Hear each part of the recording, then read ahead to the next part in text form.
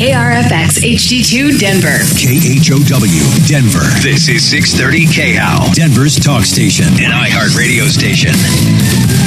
Guaranteed human. ABC News, I'm Sherry Preston. 2 Republican senators who threatened to block acting Attorney General Todd Blanche's confirmation now say they will vote to advance the nomination.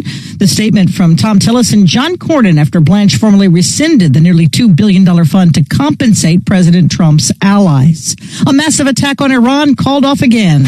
In a familiar pattern, President Trump this morning backing down from his latest threat to launch massive strikes against Iran, claiming again to be on the verge of a breakthrough, saying he hit pause on strikes scheduled for Sunday evening at the request of Iran and Middle East allies. ABC's Mary Bruce at the White House. Canada's second largest airline, WestJet, has agreed to a tentative agreement with flight attendants to end a strike that began over the weekend. Mauricio Pochettino is coach of the U.S. men's soccer team for a while longer. He's agreed to a 4-year contract through the 2030 World Cup.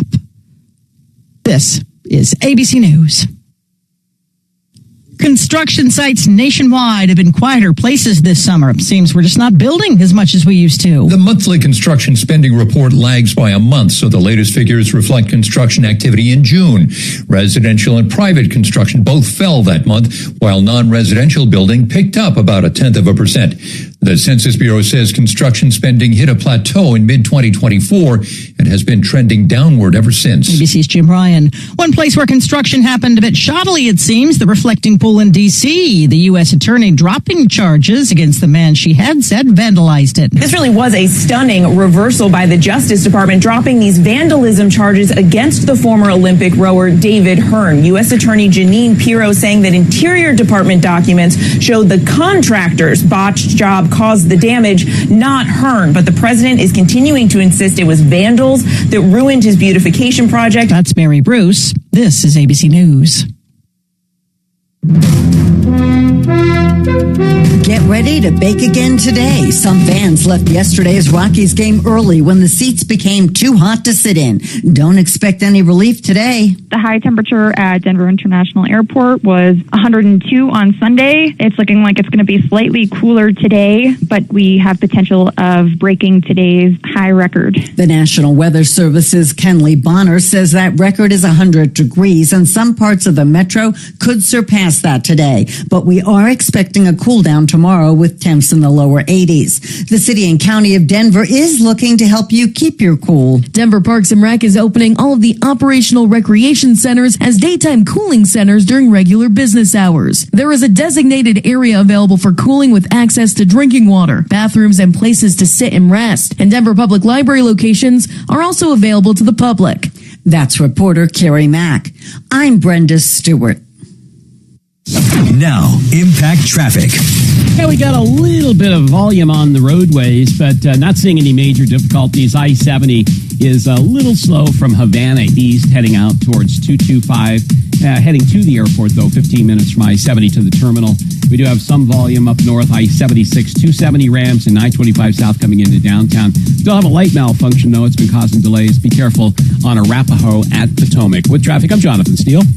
This report is sponsored by the Our American Stories podcast. This is Lee Habib, host of Our American Stories. On our next episode, we'll tell the tale of how one couple raised their children in the most tragic of circumstances. You won't want to miss the next episode of Our American Stories. Our iHeartRadio Music Festival, presented by Capital One, is coming back to Las Vegas. September 18th and 19th at T-Mobile Arena. Stream it live on Disney Plus and Hulu. And keep listening for the next chance to win your way to be there. Starting next Monday.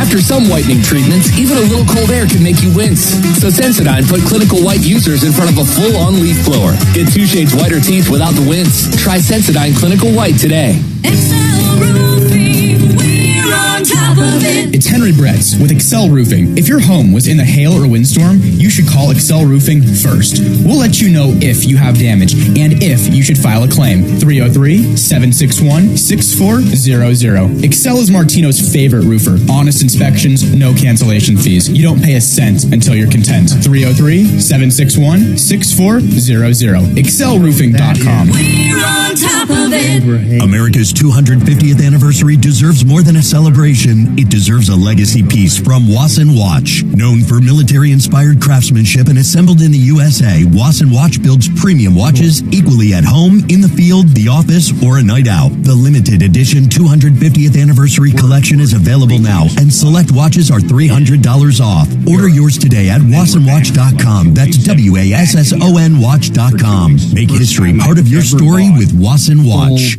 Regrow your own natural hair during Advanced Hair Summer Sales Event. AdvancedHair.com. When you list a home with Frank Duran, he puts your home in front of thousands of potential buyers. And we look at where the highest demand of buyers are coming from to create the highest demand on your home. So we do a lot of research this way and then pinpoint your home to those potential buyers that create the highest demand. And the quality of marketing is second to none. Cutting edge photography, detailed floor plans, and a powerful and unique media presence to put your home front and center. FrankDuranHomes.com with Remax helicopter to pull you off.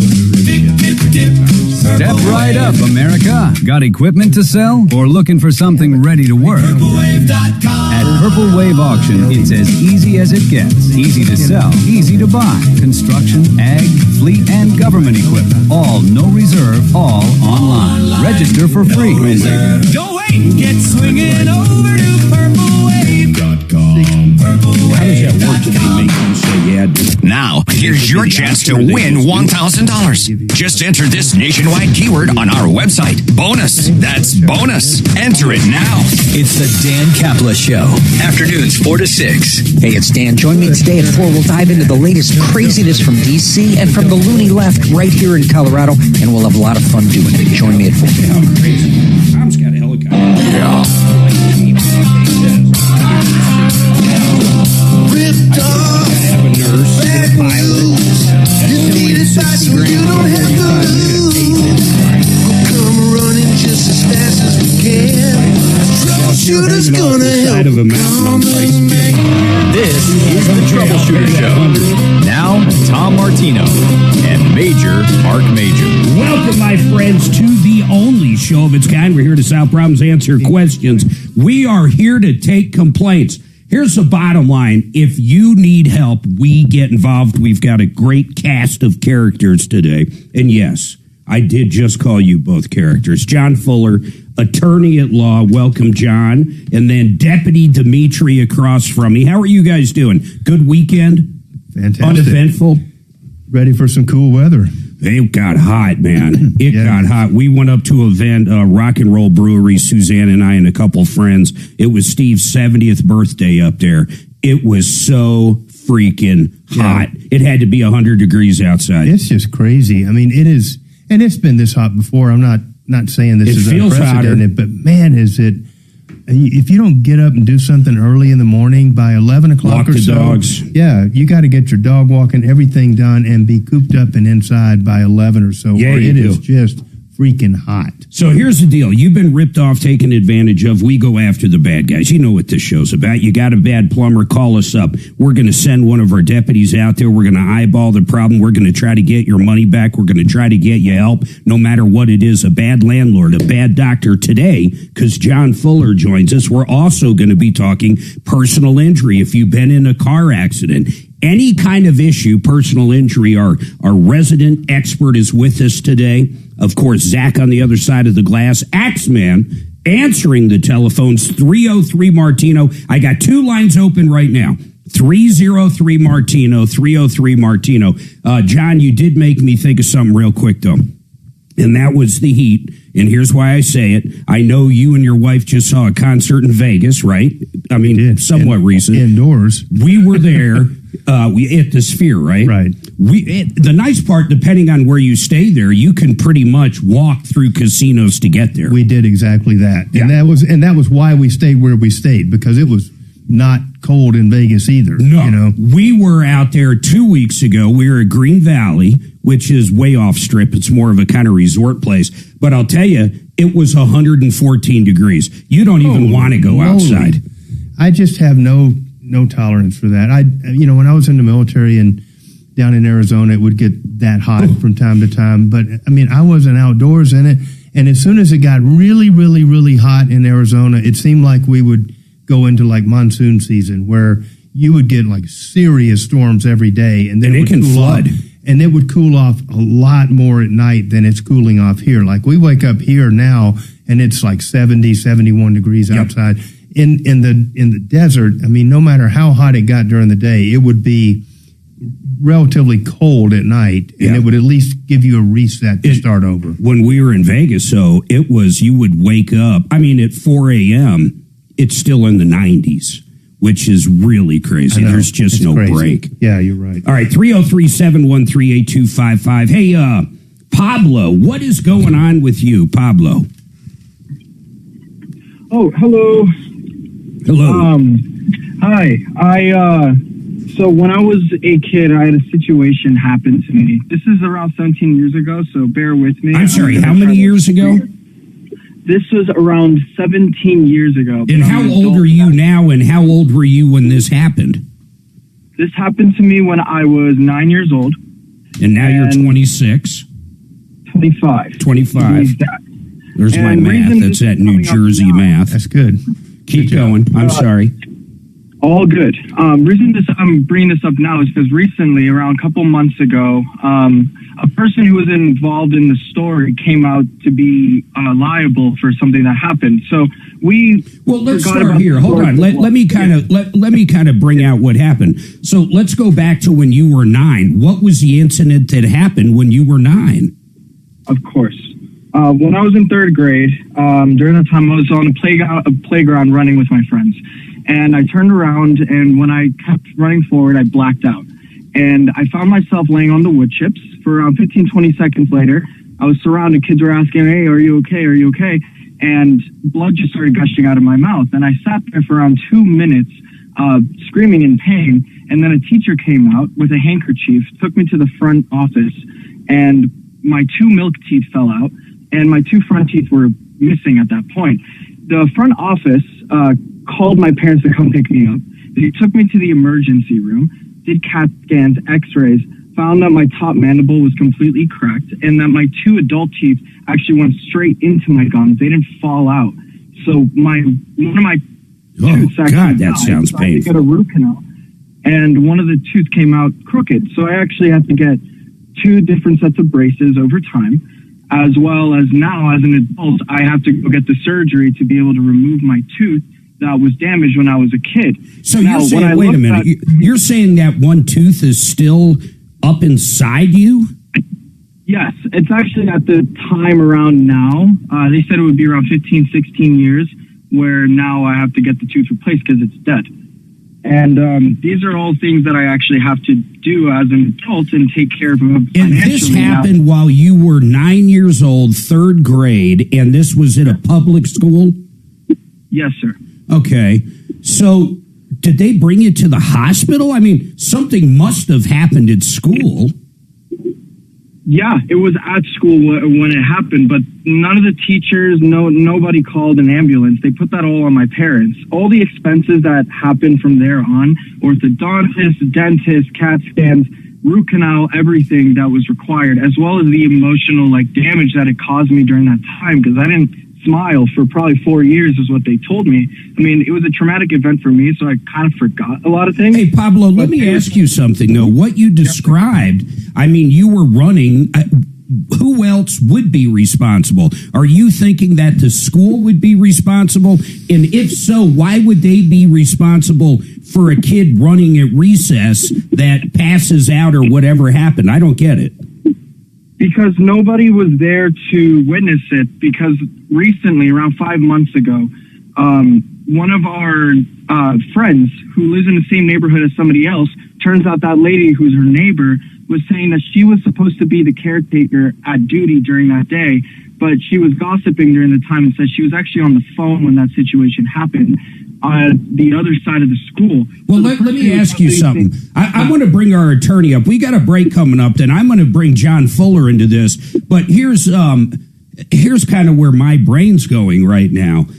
I don't understand why even the supervision part, let's just say there wasn't supervision. The kids are out playing. I don't know what that looks like. And let's just take the public school aspect. I don't know what that looks like. Can a public school, are they held responsible when a kid gets hurt? We'll talk about it when we get back from the break. Let's do that. Hold on, Pablo. And then, John, the other thing this is really making me think of, I mean, he's 25 now. Oh, we have so many things to talk about. We have statute issues, governmental immunity issues, premises liability issues. We have all of that to go through, and I'll give you a whole treatise on it. Think about the kid, though. Think about, not the 25-year-old right now, but the kid, he couldn't smile for 4 years. The whole thing sounds like a travesty. No doubt about it. Everybody hold tight. And Christina has a problem with the towers. That's all I see, the towers. I wonder what's going on over there. 2 lines open. Get your call in, 303-713-8255. And Pablo, hold tight, man. I'm coming right back to you with our attorney in studio, John Fuller.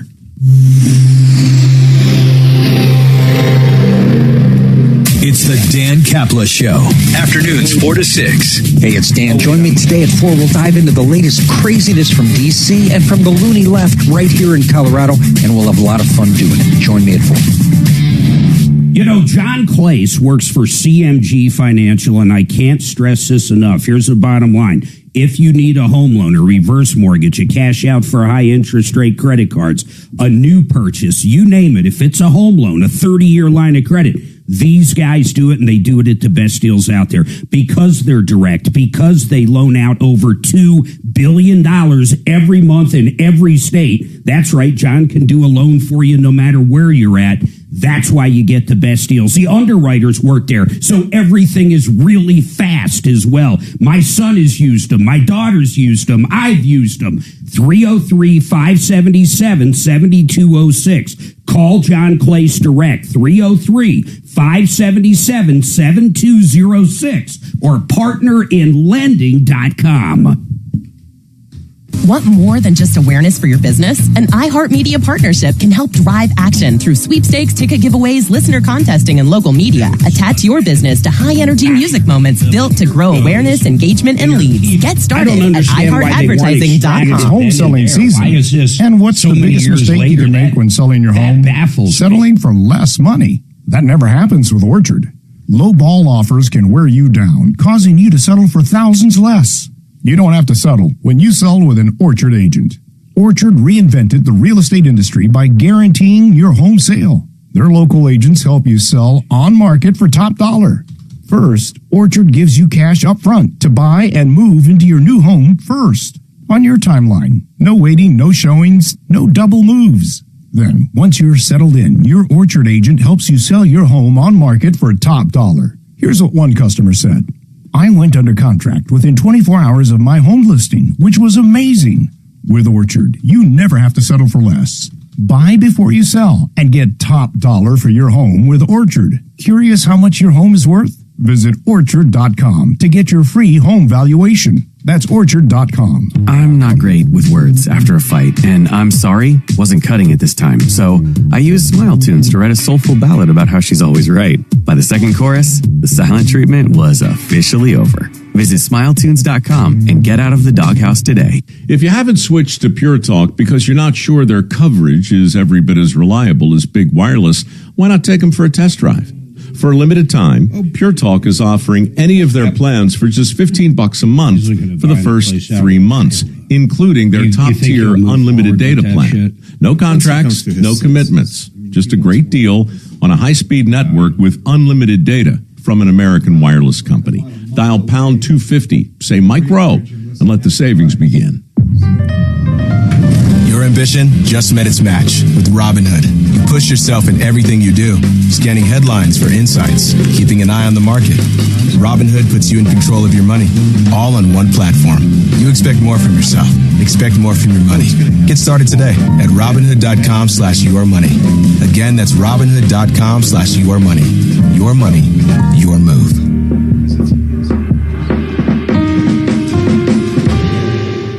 When you're hurt in an accident, you want to be heard and you want big results. With attorney John Fuller, you get both. I'm consumer advocate Tom Martino. Call John at the first sign of trouble. 303-597-4500. Get immediate help. No need for an appointment. And when you hire John, he fights to restore what's dear to you, what you've lost. You even get his personal cell. You can call or text anytime. No one else does that. 303-597-4500. Call Fuller.com. Summer storms can spell disaster for your roof and more.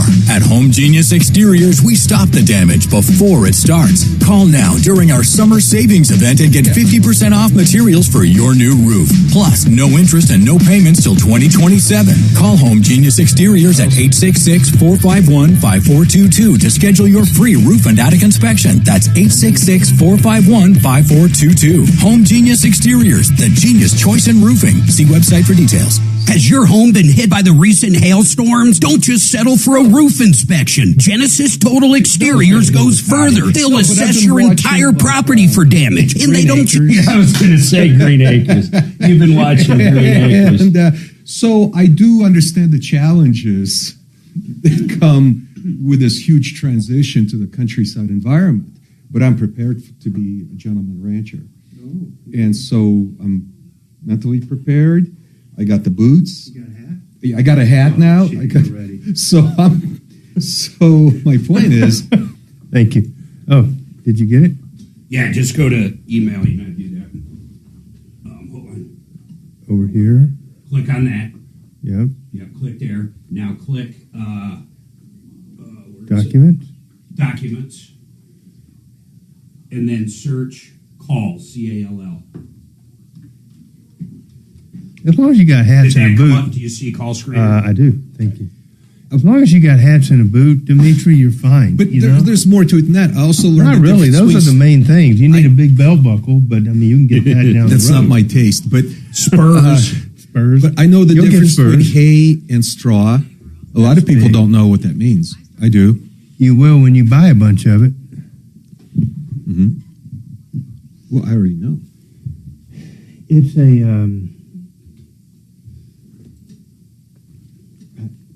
All right, 303-713-8255. One line open. You've been ripped off. Need some help. Listen, we're going to go right back to the phones, but I want everybody to know about Water Pros. These guys have the best water systems for less money. In fact, Paul's got systems under $5,000 that get rid of the chlorine, get rid of the microplastics. It also softens the water for the whole house. He has point of view systems, all at about half the price as everybody else out there. Check him out, waterpros.net. Suzanne and I have one of his systems, waterpros.net. Now, we're going to go back to Pablo. I'm going to bring in our guest, and he also fills in for the show a lot, and a friend of mine, John Fuller. But, John, I got to recap real quick for people that are just joining us. But Pablo, when he was 9 years old, he's 25 now, was at school, and he passed out and ended up hitting his face on something and really screwed up his face. Some of his teeth still have to be extracted all these years later. Then what is interesting about it, Pablo, a few weeks ago, you found out that the woman that was on, I guess, duty for recess that day when this happened back in third grade admitted that she was on the phone and shouldn't have been on the phone, not paying attention. That's all correct, right? Correct. So I assume, and here's where I want to start with John Fuller, attorney at law, personal injury attorney. I want to start here. What are you looking to get done, and what are your questions for our expert?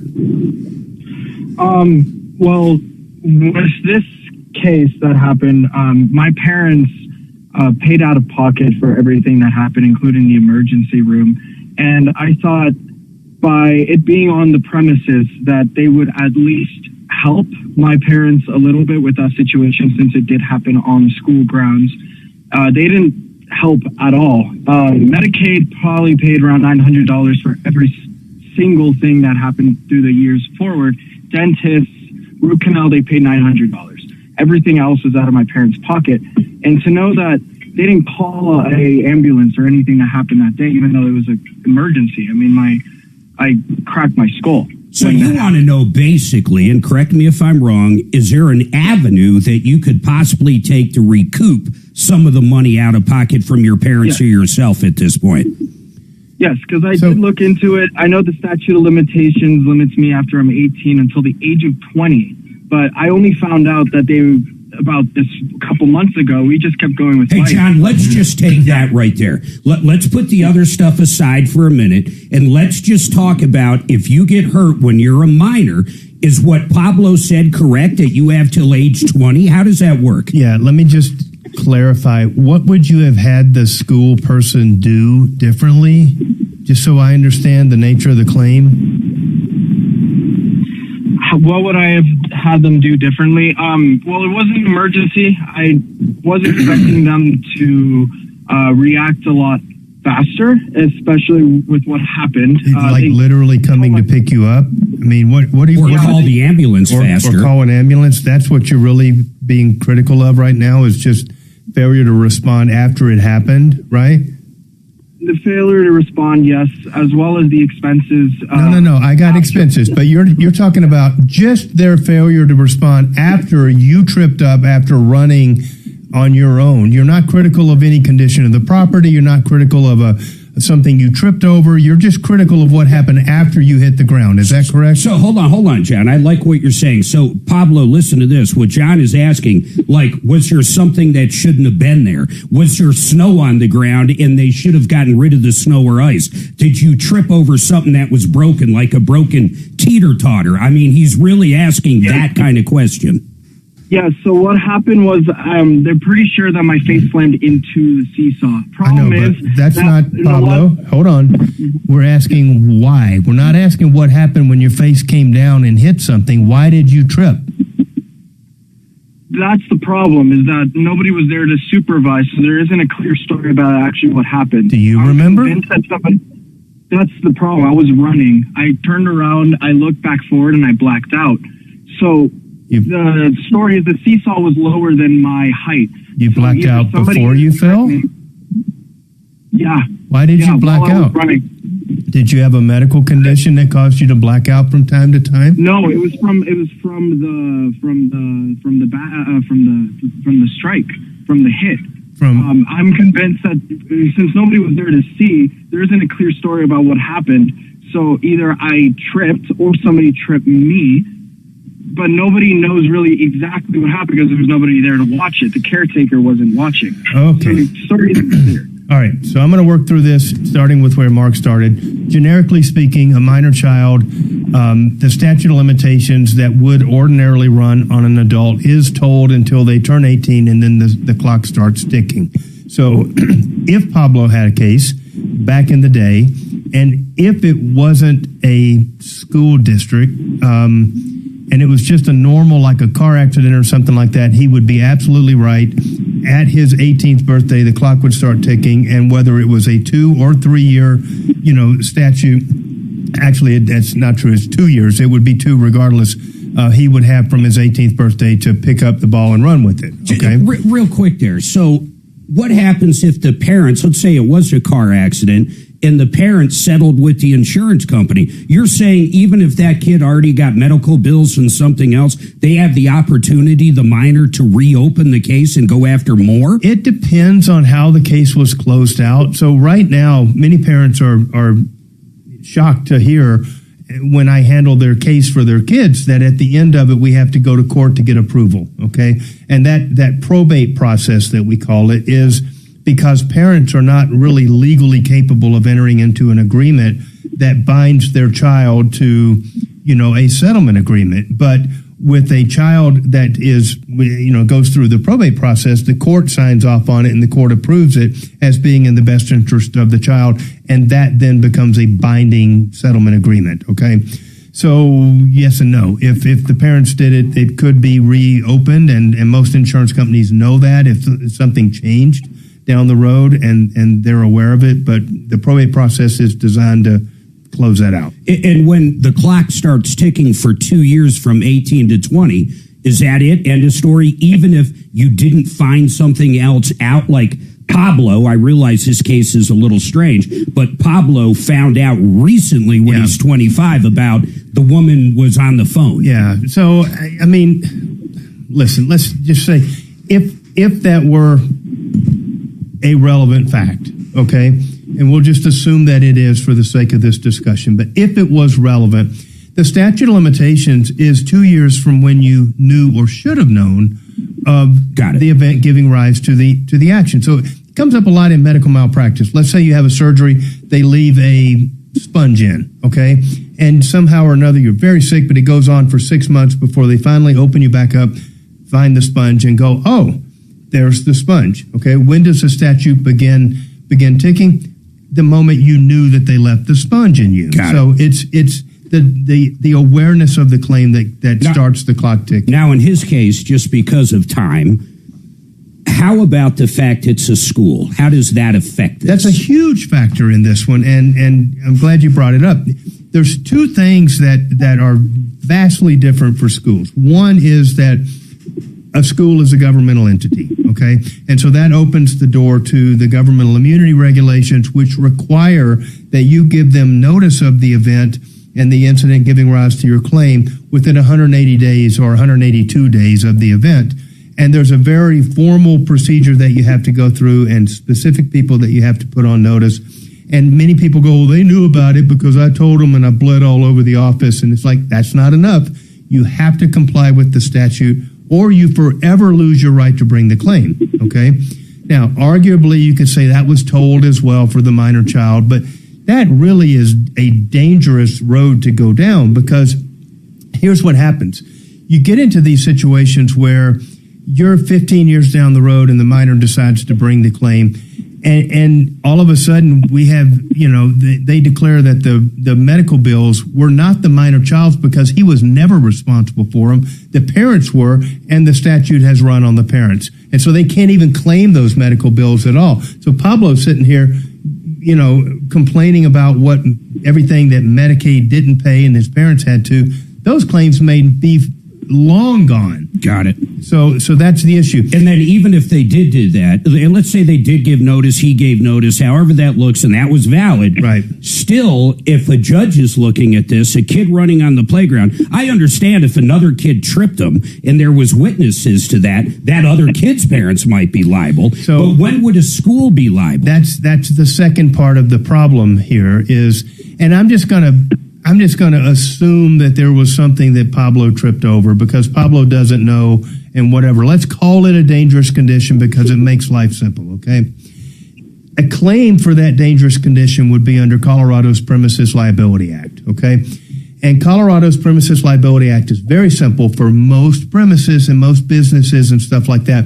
It just says that the landowner is responsible for a dangerous condition that they knew of or should have known of. Well, could have been ice, could have been anything. Could have been anything. However, knew or should have known goes out the window when you're dealing with a government property. And in the statute, it takes that should have known, which is a great standard, and elevates it to an actual knowledge. So now the plaintiff has to prove that they did know about that particular dangerous condition and then failed to do anything about it. So that is near impossible. If multiple other kids fell in a pothole on the playground, that's exactly if they were told and they never did anything about it, then this happens to Pablo, then maybe it's there. That's right. If it's the first time it happened, they never knew about it, there's not a series of emails where they complained about the pothole that Pablo fell in, then Pablo's out of luck. So we have, let me count the ways. We have the passage of time, the governmental immunity, the premises liability claim, the statute of limitations knowledge of, the bills that his parents paid that have long since expired. I mean, Pablo, it's a great law school question, but dude, there's just no possible way that there's anything you can go on in this deal. There's nothing there, man. And I mean, there's nothing there. Okay. Yeah.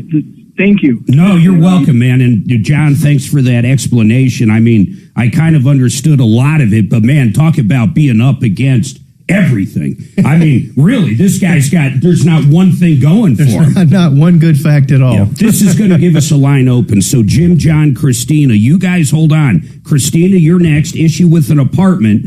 And John, I'll go to John real quick. He just needs a referral. Hey, John, what are you looking for? What kind of referral?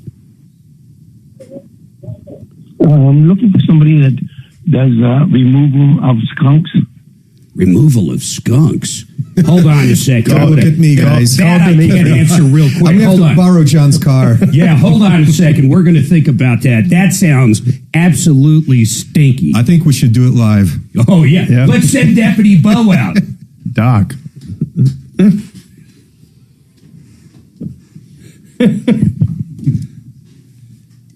Skunks. Let me see if our critter guy's around. No, we should do it. We actually got a critter guy. Awesome.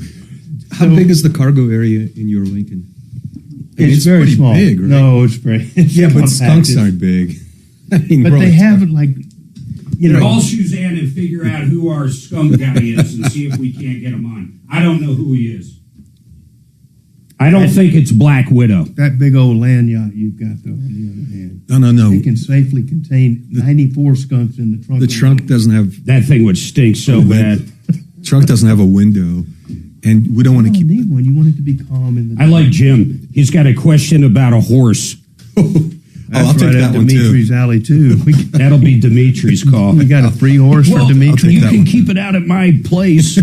Yeah. Next to Tom's horse. I got 140 acres out there for you. Sheridan Auto Tech, Uncle Kevin. Here's what I love about Uncle Kevin. He does a lot of work on our cars. He's way less than the dealer when it comes to stuff like alignments and oil changes, tires, that kind of basic stuff, that maintenance everybody's got to do. But when something breaks, he can fix it. It can be an engine, a transmission, and his warranty is incredible. Listen to this. 3-year, nationwide, 36,000-mile warranty. SheridanAutotech.com. You're going to love them. SheridanAutotech.com.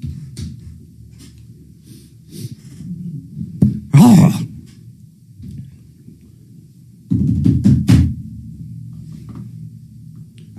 My water features drive me fucking crazy, man. So I have it cleaned. You have to. I have it cleaned because it's recirculating and it grows as shit. I mean, no matter what, you can power wash it, do everything. It's perfect, and then the green shit just starts growing. I've tried chemicals in there like fish and stuff. No fish. Bleach. That's probably what I need. Honestly, if I had some koi, I bet they'd eat that shit. And every eagle in town would be sitting on the tree looking at your property. Looking at yeah, that's true. Hey, that black one there is coming around the bend. And that would bring in the coyotes and the other shit. Absolutely. So I fucking got to power wash it, but what's killing me is this year, I've had the same water feature for a long time. It'll drop a foot of water. It's probably maybe, I want to say 1,500 gallons. Mm-hmm. So it's decent. It's a waterfall into 1,500 gallon pond. Right. And now it's dropping 8 to 12 inches, which is a lot of fucking water, probably in about 3 or 4 days. Where before, just from the heat, it would maybe go a week to 10 days. So, but then once it gets down to that portion, it doesn't drop anymore. Does it keep flowing? It flows perfect until it gets to the point where the pump's not submerged. Hey, Mark. Yeah. Did you want me to get Black Widow on the phone? See if he handles skunks. Okay. You get a lot of evaporation on those things. Big time. Thank you. Because anything that's flowing over those rocks and stuff, it's just like... Yeah. It just looks like to really... I'd have to move. I mean, it would be... I would never do it. For someone to come out and remove every rock and just redo it, it's got to be 10 grand. All to get down to the liner that's at the bottom, which I wonder if that's really what the issue is. Right. Could be. I don't know how long a liner like that lasts. We have someone in our neighborhood ran one. This water feature, it had to be 100 yards. A fucking waterfall that's a zigzag in the back of their yard all the way down. They never finished it. I was curious. So it's basically just this. Well, yeah, kind of. It's a trench with rocks in it, kind of. It's about, do you guys skunk removal, and do you guys do that? They were like, we just ran out of money for that. No skunk removal? They're expensive. My neighbor built one during COVID. Okay, awesome. I won't even put you up then. Sorry to bother you, Paul. Shit itself, and he started digging out there, and we were like, "What is he? What the hell's he doing?" You know, and he did it nice. It's kind of out of place, but it's cool. It's there, but god dang, I mean, one dude dug, carried, shaped, brought the rocks in one by one. He must have been bored. Bad. I don't ever want to get that kind of OCD, whatever, boredom, but I like doing stuff like if something happens on the RV and it's more of a puzzle, I got to figure out why this isn't working. I enjoy shit like that, but manual fucking labor like that, I have no enjoyment in that. That's not fun. No, I can't imagine. Dimitri, my last horse died of SARS, okay? SARS is a medical condition called something ain't right. Don't humans get that? They do sometimes, but that's a different version of it. I think you're thinking of SIDS or something. No, I was thinking of SARS. There's a SARS type flu. But something ain't right. That means something that the vet can come out and not figure out. But eventually he went tits up one day and died. No, I'm sorry to hear that. So that horse cost you $100,000. Well, no, but that was my last horse. No, it wasn't my last horse. I still had a mule and a good mule, a riding hunting mule. And they don't do well by themselves. So they need a buddy, you know. So I borrowed a couple horses or a horse from the neighbor to just kind of keep him company. All right, 303-713-8255. One line open. Hey, Axeman, are you trying to get our skunk expert on? Did we hear back from him? I did, and he doesn't. He doesn't what? He doesn't do skunk removal. We have a critter guy. You have to ask Suzanne. Did you reach out to her? Someone else now. Where is the skunk? I would like to know. Yeah, where is the skunk, by the way? Hey, John, real quick, where is the skunk? We're trying to figure something out for you. We are going to get an expert on, but go ahead. It's in Westminster. Well, I mean, under your house, in your car. What are we talking here? I like that. It's in Westminster. Why do you want to get rid of the skunk in Westminster? Oh, shut up. Everybody would get... You know what? Just because you like squirrels, don't tell me you wouldn't kill a skunk. I would never kill a skunk. Okay. But, John, where is it, though? Like in your house, in your car? No, it's behind my neighbor's house. It's behind your neighbor's house? It's a family. It's got... The mother and a couple of baby ones. So you want to get it? You want to get it moved? I assume you don't want to terminate it. I don't know. Yeah, if somebody could remove it, I call the animal. If you shoot a skunk, and I'm being serious, if you blast one, does it fart or whatever they do? Does it? It certainly can. It can. I mean, it's a full pocket of the stuff odor. Yeah. The So stuff. If you kill it, most likely it can come out. Yeah, it's like when you run over one on the road and you smell it for 8 miles. Forever. It's still there. It just comes out when you smush them on the road and stuff.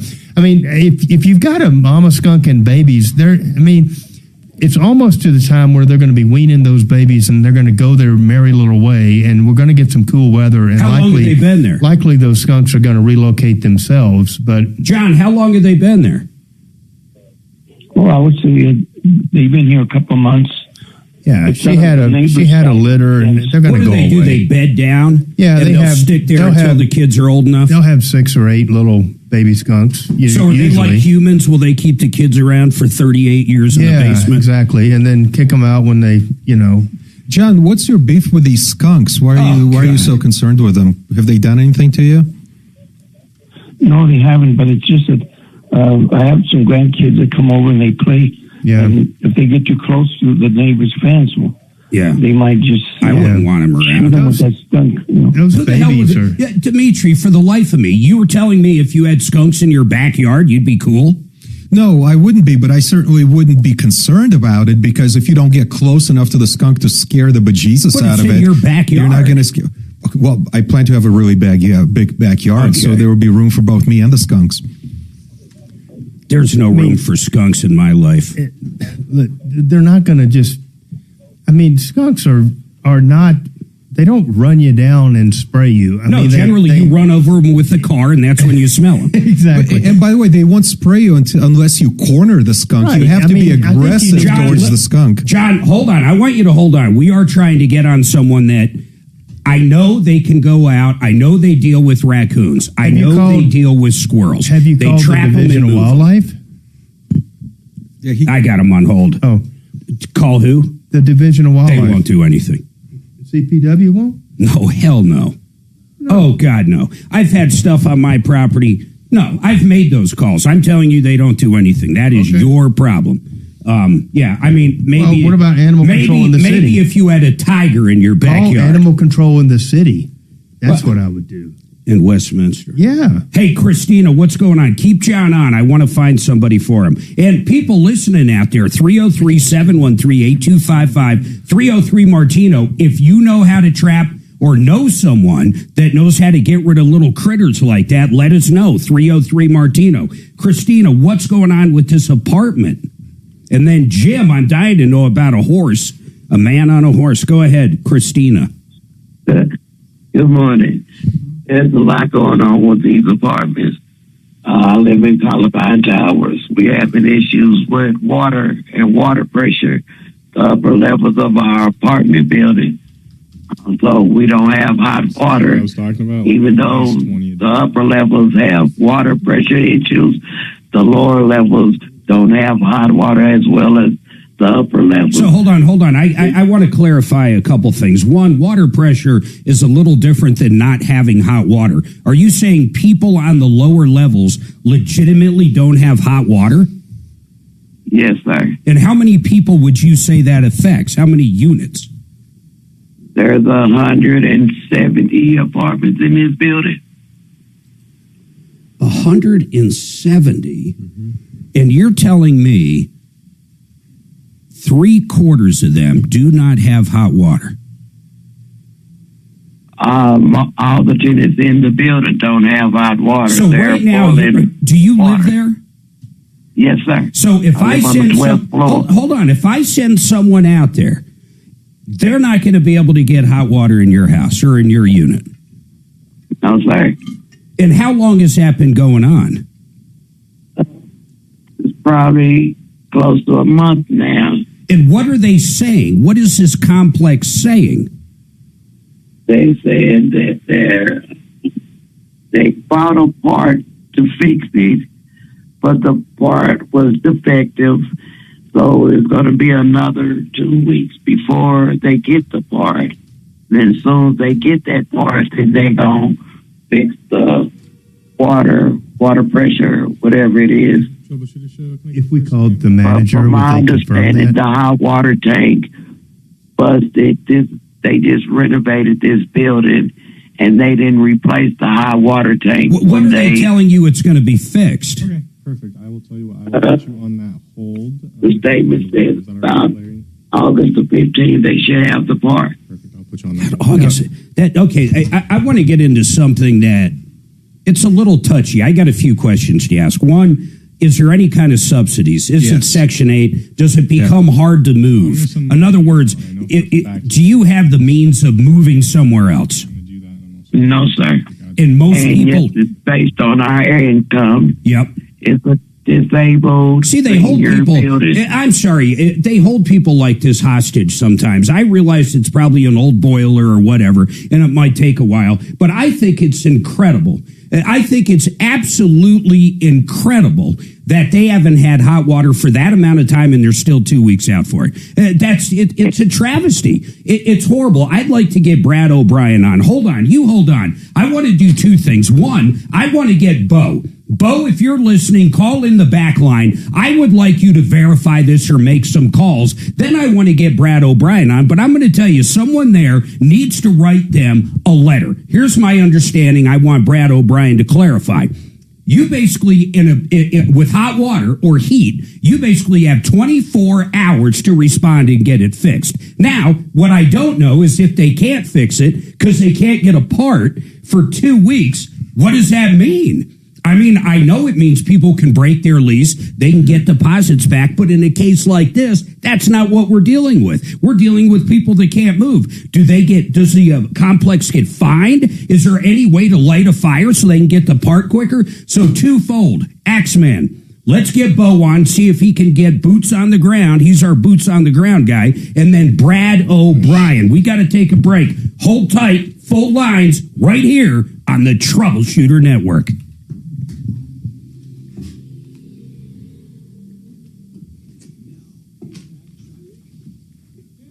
What is AI trap? That's curious. This professor gave his students an assignment to go out and research something and write a paper about it. But in the paper that he handed out, there was some like invisible ink or something that was a kind of a hidden word.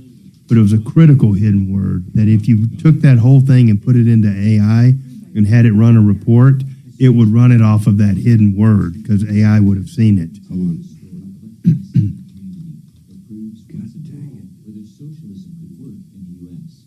That's funny. It wasn't. There is a free, and I mean it, seminar coming up in Highlands Ranch. It's on the 11th.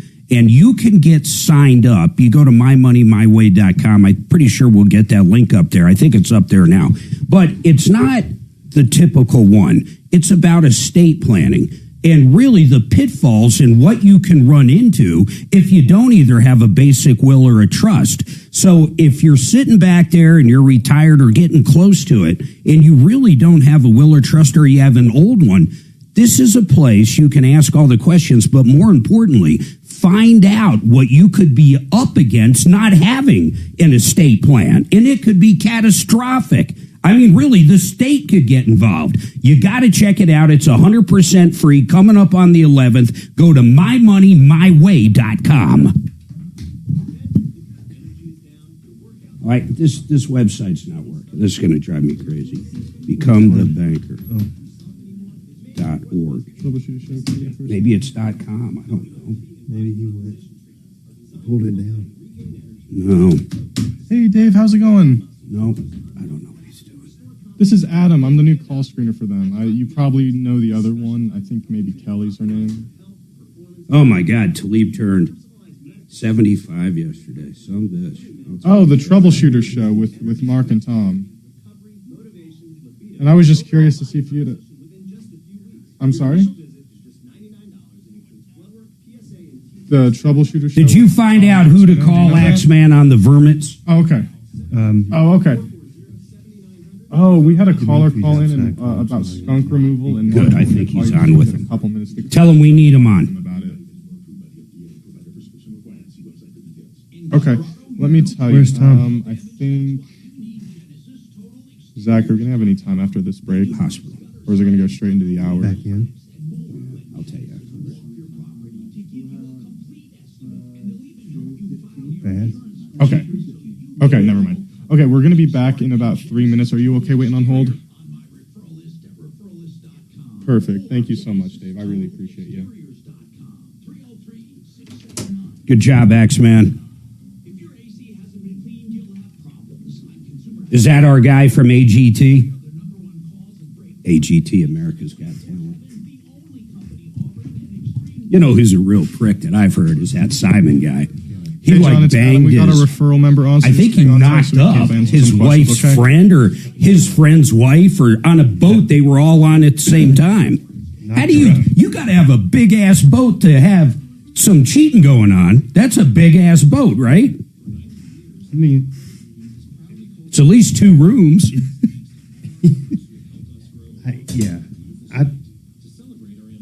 I think whoever it was, he actually knocked her up, and they have a kid, and they are together today, kind of thing. So this professor basically handed out or emailed out an assignment, but in the text of the assignment, there was a blanked out word. Yeah, he got him on. He.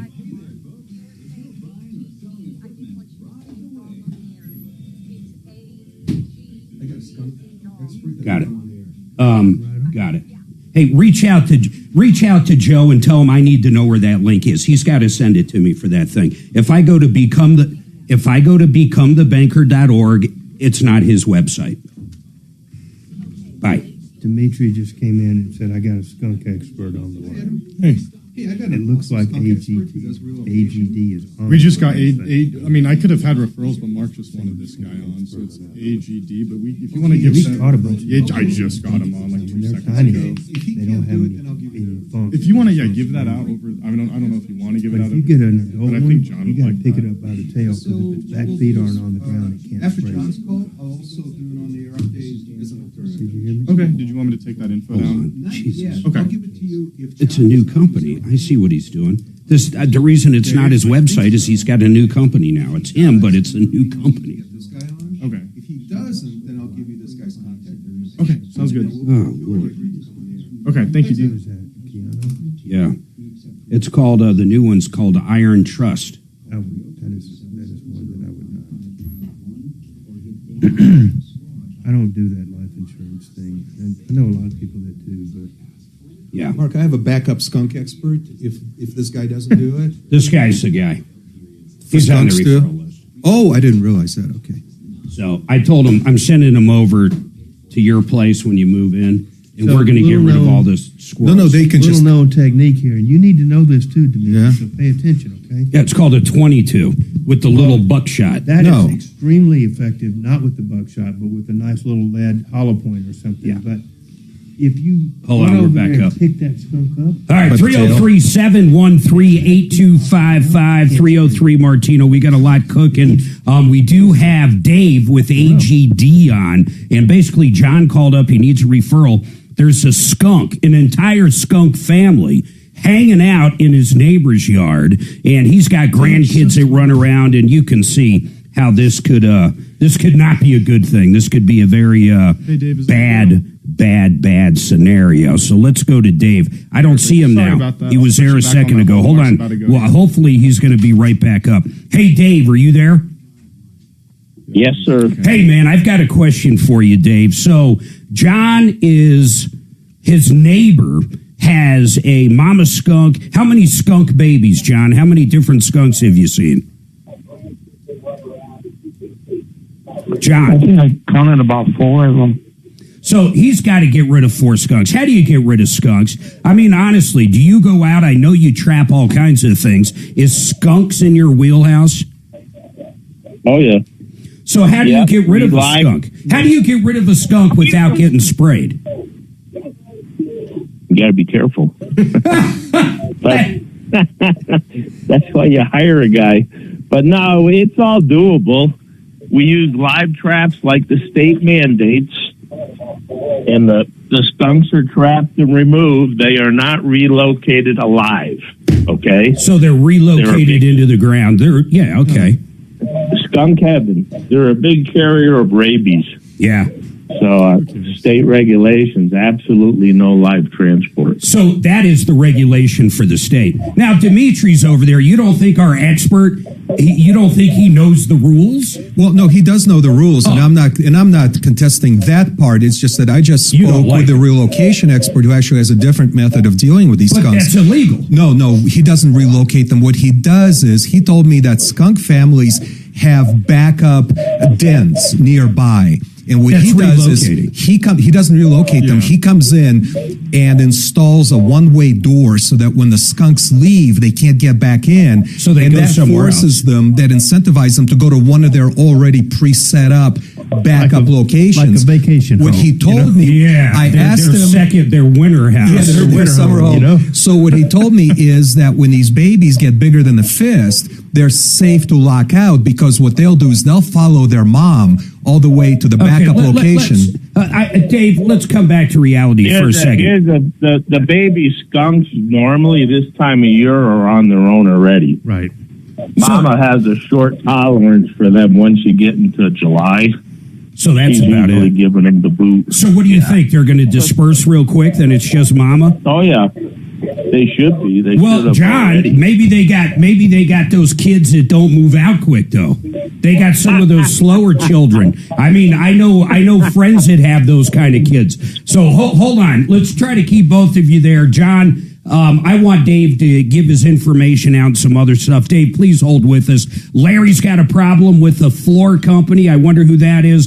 And then a question about a horse. Jim, you'll be coming up next. And Christina, we're working on yours in the background. Hold tight. Anyway, Dave. Oh, hang on a second. Tell I need to Christina send it. we're trying to get our deputy to go out there. Keep her on the line, though. Please let me know. Can you put me down on YouTube? I have to call him after the call, period. He loves. Fuck this guy. He's going to kill the animals when they can be just locked out. Fuck him. That's a state regulation. No, it's not a state regulation. It could be the state regulation that you can't transport them, but what my guy does is he locks them out. But what do you and do they when migrate. What do you do when that's in a neighborhood like Highlands Ranch? You send them over to the neighbor's house? No, he for says God's they sake? already have alternative dens that they know of, that they've. Who knows where they are? But the point is, they're not going to be murdered. I can't. I mean, come on, man. How about prairie dogs? Like the whole infestation. Well, and they what have about rabies? them? What do you do? They relocate them too. And by the way, if they have hold on. rabies. Oh, I thought he was talking to me. If they have rabies, what? Don't touch the prairie dogs. You're not supposed to go over there and pet them and feed them and do whatever the fuck that the rabies will get on you. I touch them with a 25-06. I hate prairie dogs. They took over across from one of our old homes. 22-250. The dogs, man. We had a crazy raccoon in our barn. Ruger, especially effective. 50 BMG. That's a waste of money. Nothing left. But fun to shoot. When that sucker stops. Yeah, there's nothing but a greasy spot when you shoot him with something. Dee's helping. Dee's helping me put together my new toy, I have a man. 338 Lapua. You do? Yeah. No shit. Yeah. Who built that rifle? Barrett. You have a Barrett 338 LM? That's impressive. Maybe when Mark and I go to set up his new toy, maybe you can join us. What is that? What do you think it is? It's a 650. 6.5. 6.5. Creed. PRC or the new one? New. Creedmoor or VRC? Creedmoor. Yeah. Cool. Never fired it. Picked it up Monday or last Monday. That'll be it. You gonna put a big ass scope on it? Hey, I already have it. What Nice. kind of scope did I get? It goes up to 32X. I got a big vortex on the I was going to buy that. That thing will. And he sent me a different one that was half the price. That thing will thread the needle.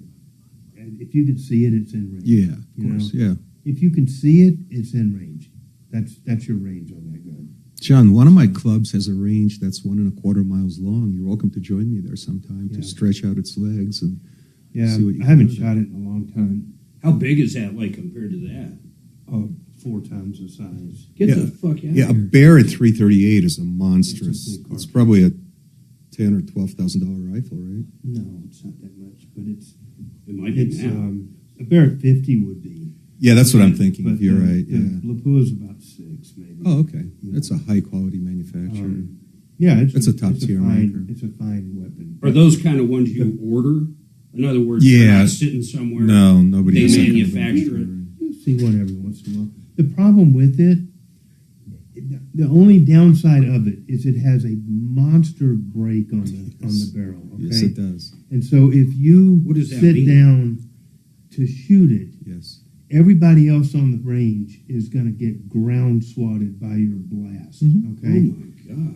I mean, a muzzle brake is a device that goes on the end that diverts a portion of the gases coming out rearward. It's a recoil moderator. And it significantly reduces What's the the- amount of perceived recoil. I got it. Okay. I got it. So it's like an airplane throwing up that big thing behind the motor When it lands. and shooting the thrust forward to achieve braking. This shoots some of the gas backwards to combat the kick, and it does very effectively do that. However, if you're laying down in a prone position shooting that thing, like on a shooting range with a lot of other people, They feel it? Oh, God, yeah. I've seen it lay over bushes and stuff. Like, how far can that shoot? As far as you can see. You can get a good shot up to a couple of miles. How much is a round? $10 for it. Yeah. Oh, so it's like this? Yeah. They're large. It's like this. It's $5 to $10. I mean, you can get shooter rounds for probably, I don't know, it's been a while since I bought one, but probably $150 for 20. Mm-hmm. So they're $7-8 a round, but you reload them. I mean, everybody reloads. Yeah. Plus, you want to tune it to your rifle. That's why you would reload it yourself. I don't think I've shot too many box loads out of it, but the brass is freaking like gold. You don't leave without picking up all your rounds because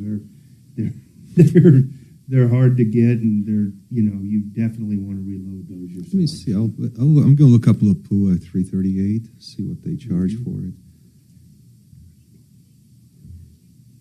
I have had a hell of a time getting my ammo. That's not a super popular round.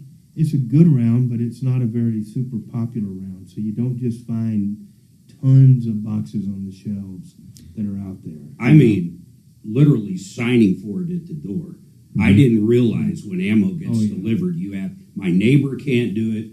I've missed it 3 fucking times now. Yeah. In the window they give me, I would have finally got it today, but today they might send it back. You can have them hold it at the station. Is it shipped by FedEx or UPS? UPS. Yeah, you can have. When I log into my UPS, I have no fucking options. They don't. So what is that? 92 for 10-pack. It's $8.25 for Lapua brand each. Yeah, and you can't get higher quality than this brand. That's it. Yeah. How many times have you shot that thing? Probably a few hundred. Do you have ballistic data on it for various distances? I have worked up a couple loads that I've mapped out. Oh, good. Yeah, that's what I mean. But I haven't shot it for a while. Let's take it to my 1 mile range. Yeah, we have steel. Shot it in a while, man. I'd have to clank some steel. That shit out and get reacclimated to it. And I'd be happy to take it out for you, warm it up for you a little bit, confirm your ballistic data. You can shoot it if you want. That would be so fucking cool. He loves that data shit, man. Yeah. He's teaching me. Well, it's a rifle that is capable of very precision shooting at great distance. Not all rifles are. Yeah. That one is, and I mean it's so precise that the difference between a cold barrel and a warm barrel is impactful. It's that kind of precision. That's crazy. Yeah. So if you're into that kind of stuff, it's a cool thing. I mean, you go out and send one down to kind of warm it up, and then we've shot steel plates at 600, 700, 800 yards that are just like shooting fish in a bucket. It's just you shoot it, it's so far away, then you're like, ding. So you can it actually. Takes that long. You could count the 1 or 2. Oh yeah. More like 3 or 4 by the time he gets there, and then it's got to get back to you. That sound does, Welcome, my friends, to the only show of its kind. We're here to solve problems, answer your questions, take complaints. We like getting stuff done. We, honest to God, love helping you. In fact, to the tune of over $300 million in cash, merchandise, exchanges, refunds, services, all of it directly due to this show. Today, joining me, he also fills in for Tom and myself when we're both out. John Fuller with Fuller Law, personal injury attorney. So he's here for any questions. Maybe you've been hurt in a car accident, or you're having issues maybe with, with something, a slip and fall, anything personal injury, any questions you have. 303 Martino. I'll let you guys know when a line's open, but I do want to tell everybody too, Renew Home Innovations. Listen to this, Nick and the gang. Maybe you want to get that kitchen done, that bathroom done, maybe that basement, you're finally sick and tired of it never being finished and you want to create a game room or something. These guys can do it all, and their pricing is absolutely magnificent. You're going to love them. They've been around a long time. Renew Home renewhomeinnovations.com. That's renewhomeinnovations.com. Now, we're going to finish up really quick. This one's a little crazy. John called up. It got a little heated. If you join us on YouTube, it got heated behind the scenes. If you go to youtube.com and type in Troubleshooter Network, and I'll say this, and I'm being very serious here, different people feel different ways about critters. I feel different about skunks, and I guarantee Dimitri does. And it got a little heated. Dimitri does not think, even a prairie dog, I mean, I can honestly say this, even a prairie dog with rabies, you basically said, well, don't go over and pet the prairie dog. Well, that's all it takes. If you don't want to catch rabies, don't go and approach a prairie dog. Just drive by and leave it alone. I get it. But if you live next door to it and you have dogs, there's a lot of reasons why you do have to get rid of it. One of the things we learned from Dave, who's on our referral list at referrallist.com with AGD, here's what we learned. He gets rid of critters. I did not realize that some critters, and help me out with this, Dave, is it just skunks? How about like squirrels, raccoons? What does the state not allow you to relocate? You have to euthanize. What animals? Skunks, for sure. There's absolutely no relocation. Fox and coyote, you got to get permits for most of this stuff, Tom. But for a beaver, I have to secure a permit to relocate a beaver, and there's a short window of opportunity to get that thing done. But with a skunk, you can't even get a permit. With a skunk, can you get a permit to relocate? No, skunks, absolutely not. So let's just do this. In this part of the country, skunks and bats are the big carriers of rabies. That's how it works, and that's why we get rid of them. Yep. So, John, let me ask you this. You got Dave on right now. Do you have any questions for him? If Dave comes out, it's pretty straightforward. Long as the neighbor is good with it. You said these skunks are next to you on your neighbor's property. Does he want them gone as well? I really haven't talked to the neighbor. I don't think anybody's going to go out there and get rid of. They might be his pet skunks. I don't know if they keep them as a pet, but I know that it's pretty messy back there. They don't seem to keep up with the yard. You know, it's like a dam. Well, that's a whole different problem. If you have an HOA, that could be a call to the HOA. If it's really bad and there isn't an HOA or an HOA that chooses not to get involved, the city could even come in depending on what you're talking about and what the regulations are. But right now, do you have any questions for our expert Dave on getting rid of those skunks? Would you like his phone number so you can call him if you want to get rid of them? Yes, I like to get rid of them. All right, so what is your phone number there, Dave? I've got your website here, but give your number out. 303-748-8879. And let me ask you this while I have you. I'm going to put the caller back on hold. We can free that up, make sure John has it. I'm going to have one line open, 303 Martino. Dave, besides skunks, what else? What does your average day look like? Honestly, what is your average call? Is it squirrels? What is it? Depends on the time of year. Like right now. Time of year, we're getting right now, raccoons, skunks, sometimes squirrels, but more coons and skunks. Been getting a lot of rattlesnake calls. Oh, wow. Yeah, it depends on the time of year. It just depends, but that's your specialty. If someone's got a vermin or a snake or a reptile, you can get rid of it. Do you do bugs or it's just critters and reptiles? No. I just do the animals. So what's the craziest thing? I refer them out to guys, Yeah, you know other people. What is the craziest? What's the craziest thing that you've had to either relocate or, let's just put it this way, get rid of in the last 5 years? Oh, last year I got a 14-foot python. Oh, my God, a 14-foot. I get crazy calls. I mean, I get people calling that actually have cobras and black mambas. You can't believe the stuff that people have. So they must buy them as a pet. I guess, and I'm sure some of it's through the illegal pet trade, but 14 there is all sorts of stuff in Denver. What do you do? What did you do with that snake? Was that a see you later? No, I didn't even go out on the mamba. I get bit by the mamba.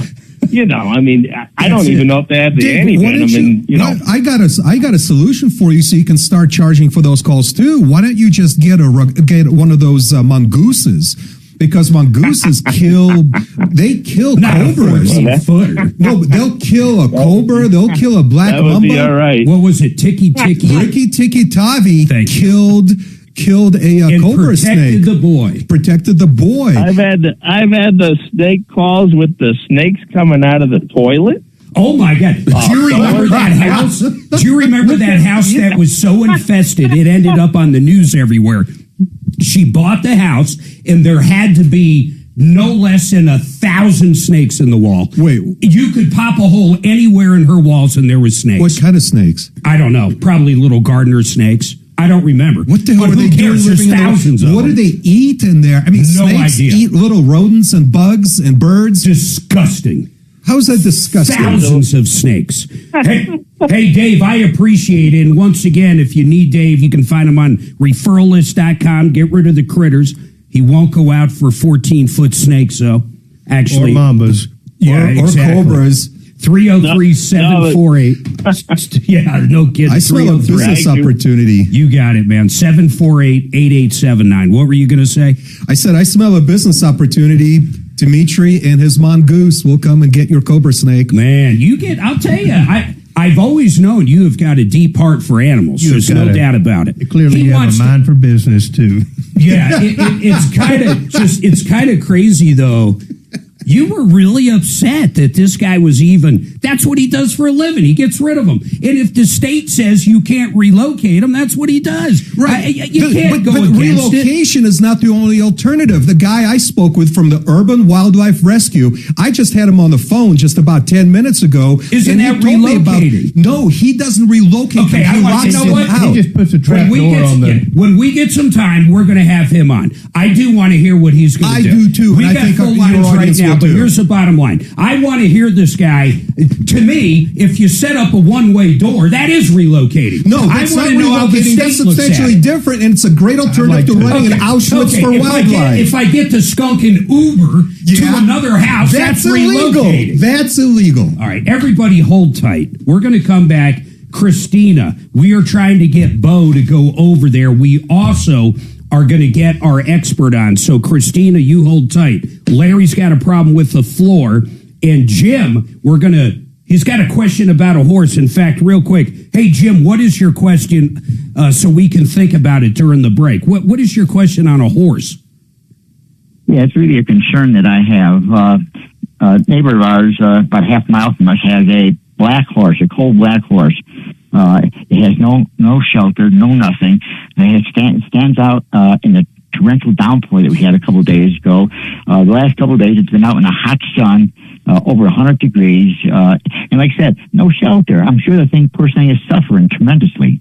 Wow, that's curious. Hold tight. I think, God dang it, I wish Suzanne was here today. We actually know a horse lady, believe it or not. I mean, she's an attorney. And she owns a horse rescue. And not only that, but the state does take horse abuse very seriously. She gets extremely involved in this stuff. I am interested in this. I've got some follow-up questions, and I know John Fuller, attorney, he's in studio with us today. John, you own horses for a while, right?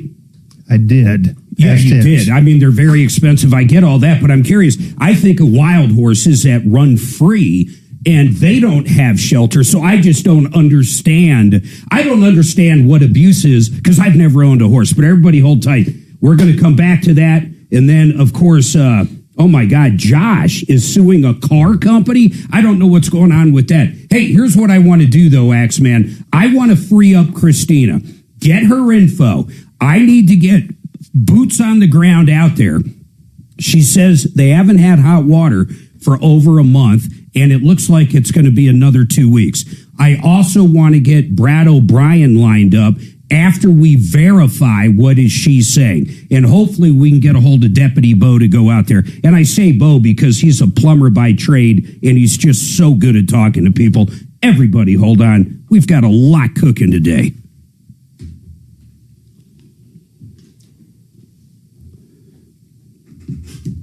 Dimitri, you want to make sure any of that property that you look at, all bullshit aside, does not have prairie dogs. Oh, there are no prairie dogs there. You better make sure, because there's nothing that'll fucking horse up worse than accidentally stepping in that hole. Yeah. Especially if they're out there running after a coyote or something and not paying attention. All right, my friends, let's talk about an absolutely great company, Great Western Buildings. I'll tell you what I love about these guys. You ready for this? It doesn't matter what size steel building you want. It's all going to be made right here in Colorado. In fact, they employ almost 200 people in Grand Junction. It's a great company. I personally bought a huge barn from them, but you can get any size building, a carport, all the way up to a training facility for an NFL team and everything in between, including barn dominiums. The best price, local right here, the best warranties. 100, listen to this, 40 years on the paint, 40 years that thing's going to look brand new, and on top of that, lifetime on the structure itself. You can't go wrong. GreatWesternBuildings.com. GreatWesternBuildings.com. I flipped those for a reason. Just fire it off normally. Hey, Zach, let me ask you something. Last week, I saw he would put Phil blank. Were there no spots there? He was just doing them?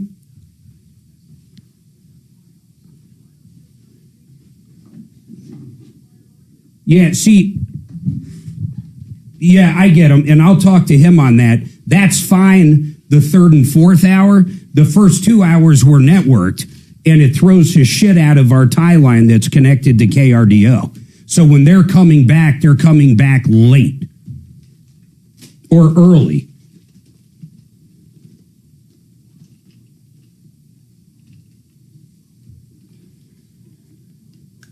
Yeah, so after my horse died. Oh, so you're moving those.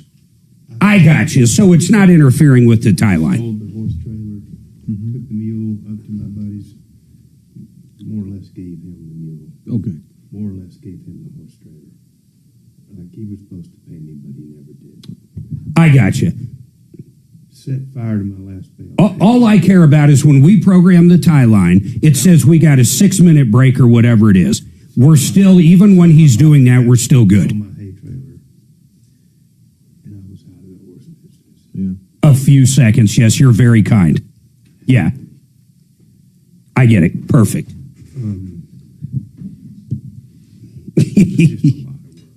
Oh, yeah. When you're the guy that lives there, you can't go out of town without having somebody there. You know. Really? Okay. You can't just, because the horse will find a way to get hurt. Yeah. They'll just find the weak link. Yeah. You know, I love them, don't get me wrong, but God, I was so glad to be done with them, you know. That's a heavy responsibility. Well, we'd have to have... Let's, I do want Brad O'Brien on real quick. We'd have to Don't have get our Christina, neighbors come but I feed want or Brad somebody O'Brien. come And it's feed for all the something time when we were out related of town. to Christina's, but And yeah.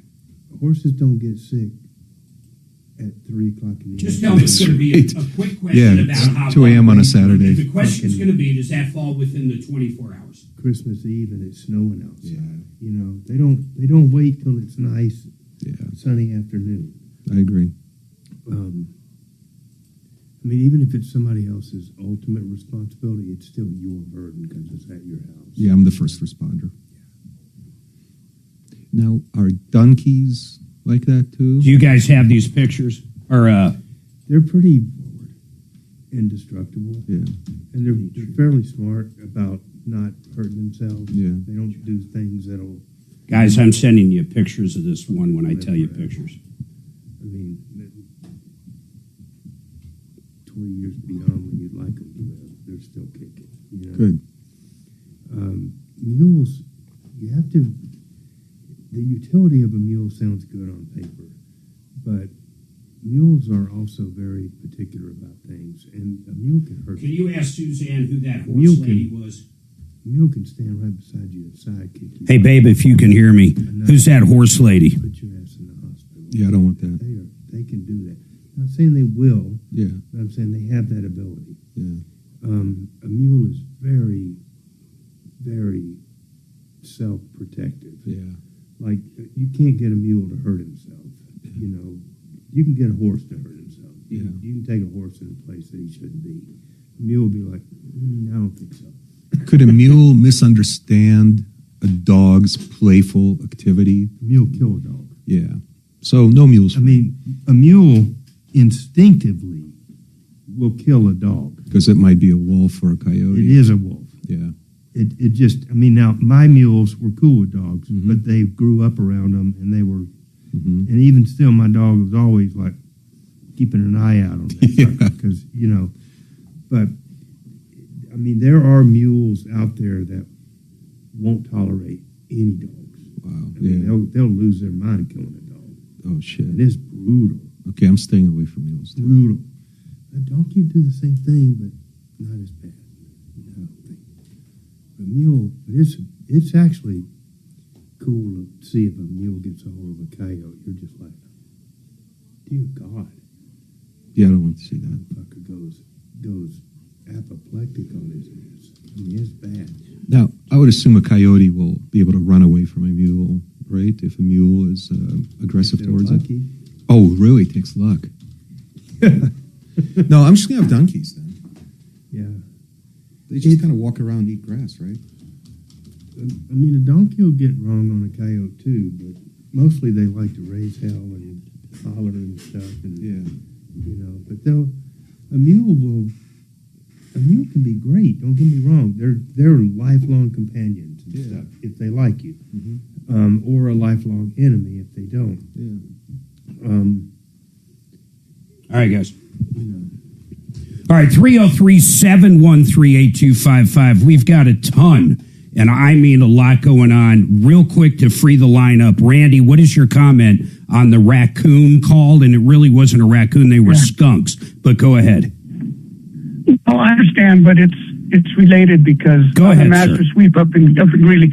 But the people that come to move animal, they run the mother off, but they don't the camera to see if there's babies. They put a cap on the chimney, and literally they just kill the babies. Now we have a different nightmare because it's stinking up the house. Yeah, it's a horrible smell. Dead animals. When we first moved into our house, because it was empty for a year, we had something. I had to hire someone to come out and figure out where the hell it is, and they did. But it cost me $500-600 to find a dead whatever the hell it was. I don't remember what it was. Right.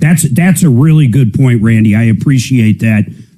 Yeah, that's right. The mother will leave if they're trapped in the attic. You seal them out, and all of a sudden you got smelly carcasses up there. Let's free up that line. One line open, 303-713-8255. Christina called. Listen to this. She called. She's in an apartment complex, and they haven't had hot water for probably, what did she say, guys? Like almost a month? Yeah. And it's going to be another 2 weeks, so we're going on 6 weeks. Brad O'Brien, I have a pretty straightforward question. You have educated me on the warranty of habitability so many times, but I just want to verify something. Is hot water, does that fall under the 24-hour they have to respond, or is that more of the 14-day? Where does hot water fall?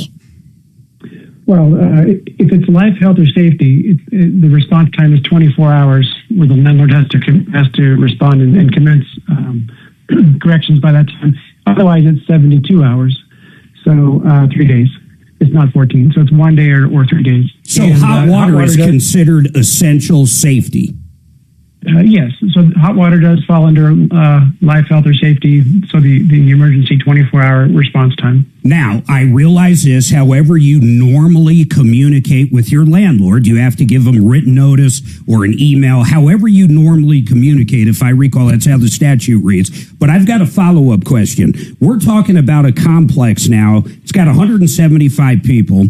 They're saying the hot water's still not going to be fixed for 2 weeks. I'm going to take the caller at her word right now. So we've already had a month without it. We got 2 more weeks because they're saying they can't get parts for the boiler or something along those lines. It's mostly Section 8 or some form of subsidies over there. So most of these people can't pack up and move. I mean, it's just not going to happen. So how does that look? Do they have to... Can they be forced by the state to get them a hotel room? I mean, besides doing a constructive eviction and breaking your lease in a legal way, what else can be done? Well, there is an exception for the hot water from the 24-hour rule, and that is where there's a temporary disruption due to necessary maintenance, repair, or construction that's being performed that the landlord could not reasonably have prevented or controls. So it's kind of a question of fact. What is temporary? Is it 6 weeks? A couple of days? I mean, 2 weeks doesn't sound temporary to me, but that's a question of fact. But if it is not temporary, then the statute on the warranty of habitability does provide that the landlord has to provide alternative housing, a comparable unit somewhere else in the building, or otherwise a hotel. Well, how does that work? Let's say it is going to legitimately be 6 weeks. I mean, I don't think there's a judge in the world that would say that's acceptable, right? I mean, really, 6 weeks without hot water? That's not temporary in my book. No, it's a tenth of a year almost. I mean, it's craziness. Yeah. But what happens if they literally can't get apart? I would still have to argue they better have a plan at some point to put new systems in or do something. They just can't simply say, hey, we can't find the part. The part's going to be 6 weeks out from China or something. I mean, right. So how does the state get involved? What should we do to help these people? Well, going to court is not a quick resolution. That could take weeks. It's time for the landlord to get creative about how to provide some alternative hot water. Yeah. I don't know, whether it's putting a truck out front with hot water, I don't know. Or, but somehow getting these tenants their hot water or some alternative. Yeah, it's crazy. I'm going to have our guys help her write that letter. I mean, she's an older woman. Once again, I said she can't move. She can't move for numerous reasons. They got her bent over. I mean, it's a horrible situation. Brad, I had a few emails saying that's probably under 14 days, not over the 24 hours. But I'm pretty sure I understand how you clarified, depending on what the problem is. But hot water is essential and a lot of times would fall under the 24 hours, right? Yeah, it's in the statute. It says inadequate running water or inadequate running hot water is under the life, health, or safety 24-hour rule. I love it. So here's what I want to do. I appreciate you coming on, Brad. First of all, landlords out there, if you don't have an attorney, basically either on retainer or someone you deal with, you got to call Brad. If you want to do things the right way, make sure your lease is up to snuff. So if you do want to evict somebody or do different things, you're able to do it. A lot of people haven't even updated their lease from all these changes that Colorado has made over the years. You call up Brad. He can look at your lease there. He can redo it. He can help you evict people. And if you're a tenant, he can help you out too, depending on what the circumstance is. But when it comes to real estate, the man knows everything. Commercial, residential. If it's in the state of Colorado and it's real estate, you call Brad, 720-370-7388. 720-370-7388. I appreciate that. We can get that line going. 303 Martino. I am going to get caught up. Guys, this horse thing, what do you make of it real quick, both of you? Like, John, you own horses. What does that mean? I'm going to bring the caller back up real quick. Hold on. Let's get him locked in here. Hey, Jim, so you're saying it's out in the sun, it's out in the rain. John, help me out here. What is normal for, I guess they're really never domesticated, but, a pet horse?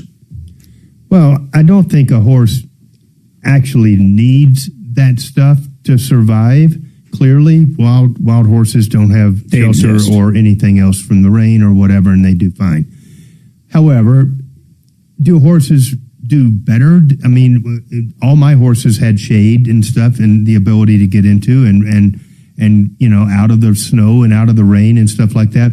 I can tell you this, we had a property on the way to where we live that just had the most horrible conditions for their horses. Horrible. Always, okay, for years. And these horses had, it was just terrible. It was just a big mud. Malnourished.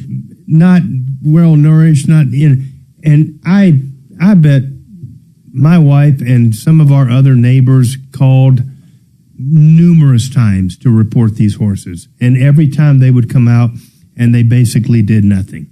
And so this persisted for years and years. And so I don't know what the legal standard is, But I think the standard for the county to get involved or for the humane department, whatever it is pretty darn low. I don't think you have to provide a shelter for your horse. I don't think there's any law that says you have to provide X, Y, or Z for your horses.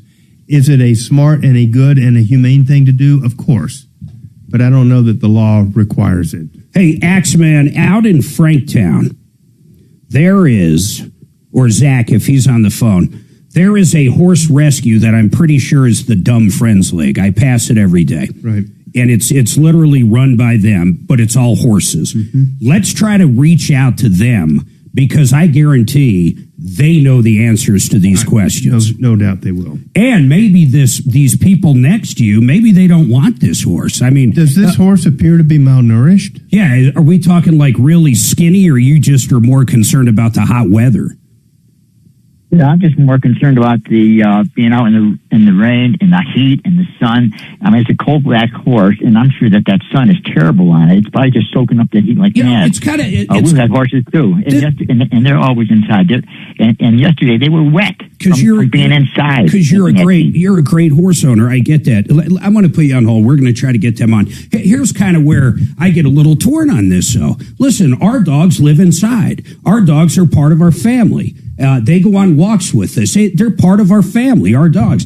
I know people, and they're good people. Dogs are farm dogs. Their dogs live outside. I'm not saying they can't go into the barn. I mean, but they're like herder dogs. They're working dogs. They're different than pet dogs. And they do get wet. They sometimes don't have shade. They're out there herding cattle, for God's sake. So I get a little torn. I understand the love of animals because I love animals, but also a horse that's wet. I have never thought in my life, and John, once again, you on horses, are horses not supposed to get wet? Horses get wet all the time. That's just not a concern. Horses get wet all the time. They have to. I've never seen a raincoat on them. And there's dogs that live out in the field with the sheep all day, every day, for months at a time. And barely even know who the farmer is because they've seen him about 3 times in their life. So, I mean, listen, nobody wants to abuse an animal. No. Nobody's going to condone abusing an animal. But animals are pretty tough, too. And there's environmental things that they just are built for that you're not. Yeah. So you can't go live out in the field with the sheep, but that dog is right at home with those sheep, and so are the sheep. They're just fine, They're better with the dog being there because he keeps the wolves and the coyotes and the foxes and everybody else away from them. He keeps them alive. All right, here's the deal. We got to take a break. We got a ton coming up. In fact, we're going to try to reach out. Let's do this. Axeman or Zach, take a note for him. Let's see if we can't get an expert on from that Dumb Friends League. Then we will get Jim back up, and let's really find out what abuse is when it comes to a horse. I mean, like, really, because John said, you called on people for years and they never did anything. And I don't know. I would love just to know for future calls. And then Nancy and Larry. Larry, you are going to be up next, I promise, followed by Josh, and I'll keep that order. Everybody hold tight. Ton going on.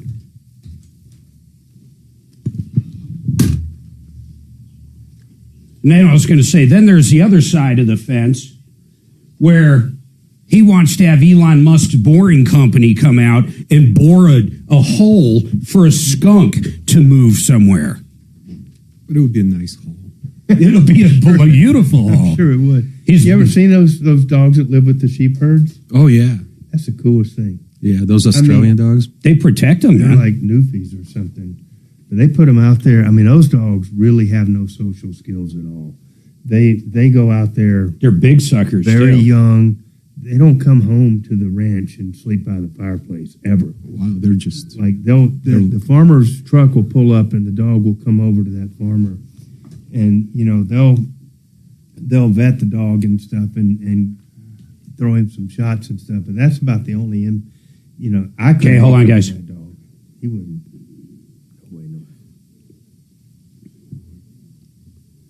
Do you want to have some of your money invested in property, but you have no idea what you're doing, but you want to invest, diverse a little, maybe outside of the stock market, into property? Well, that's what Barry Miller's good at. He finds the right property in the right state, and I mean that, And on top of that, he finds the right property manager, something turnkey, something you purchase, you own, but he can rent it out for you. You'll cash flow it. You'll find the right management company. Then 2 or 3 years go by, you sell it, you make money on it, then a lot of people buy multiple units from there. I want you to check out the system, VesteraTurnkey.com, VesteraTurnkey.com. Okay. I got to get a water. You guys want anything? Oh, no, thanks. I have one. I'm good. Do you have time? I can go grab it if you're about to come back. I got time. I got to piss anyhow. I don't think you can do that for me. Yeah. No. John, so those 2 other meat sticks you gave me, on Friday I ate the last of the second one. They were so good. I ate them half at a time and saved the other. More. I know, but it was just so good that I saved them for a couple of days later, and I did that with both of them. They were that delicious. They are good. Yeah. I like that barbecue one that we tried that day. The one that's like the barbecue smokehouse or something. It's the same people that make it, but it's the one that just tastes like smoked, like the I remember that. Now, John, you are coming to Meat Fest, right? When is it? It's on the Saturday of the weekend formerly known as Labor Day weekend. Put that in terms that I would understand. Like September, the end of August, or into September? Okay, that would be, let me give you the actual date. Now, you will get an email. We were in Florida when you had it. Yeah, I think it was a big mistake to be in Florida. Well, I don't get to vote on those things. It's on September 5. You will get an emailed invitation. And you've met my niece, who's I haven't, but I talked to her. Oh, okay. I went on the phone. I talked to her a few times, but I don't think I ever met her. Okay. So it's September 5. Now, we have a fantastic musician that's playing. Where is this? Your place downtown? No, it's in Bonnie Bray. It's at right. Stephen Kimberly's house in Bonnie Bray. The email invitation isn't out yet.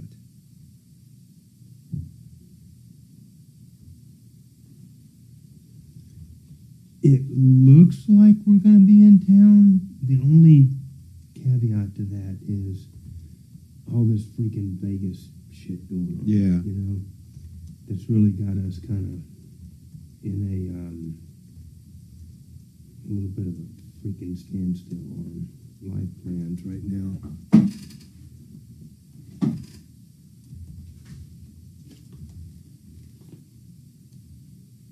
Well, that invitation will be mailed out very soon, but I'm just giving people.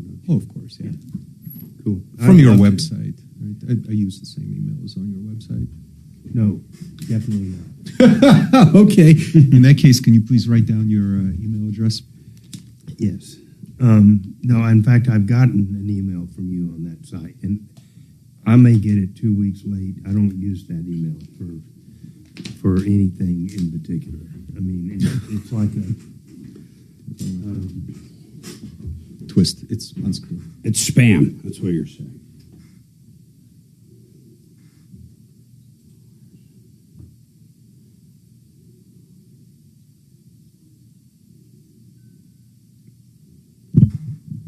Thanks, John. I'll fill in the background information on this so I don't forget. The other one is just because anything that's a website or an email that's on a public website like mine gets spammed like galore. Oh. So I have to have it on there. But if you do an intake on my site and fill out a client form or any of that stuff, it goes to a different place. Gotcha. So that I get that myself. And then, like all the marketing people that are trying to send shit incessantly goes to that other one. So I do look it over, but I'm not. If you expected me to get something like that day, I can't promise you that. And invite anybody you'd like to who's a very interesting person. Cool. Because Meat Fest. Because after dark, it turns into cigars and whiskey. Right. And that's where the most interesting conversations take. I'm sure.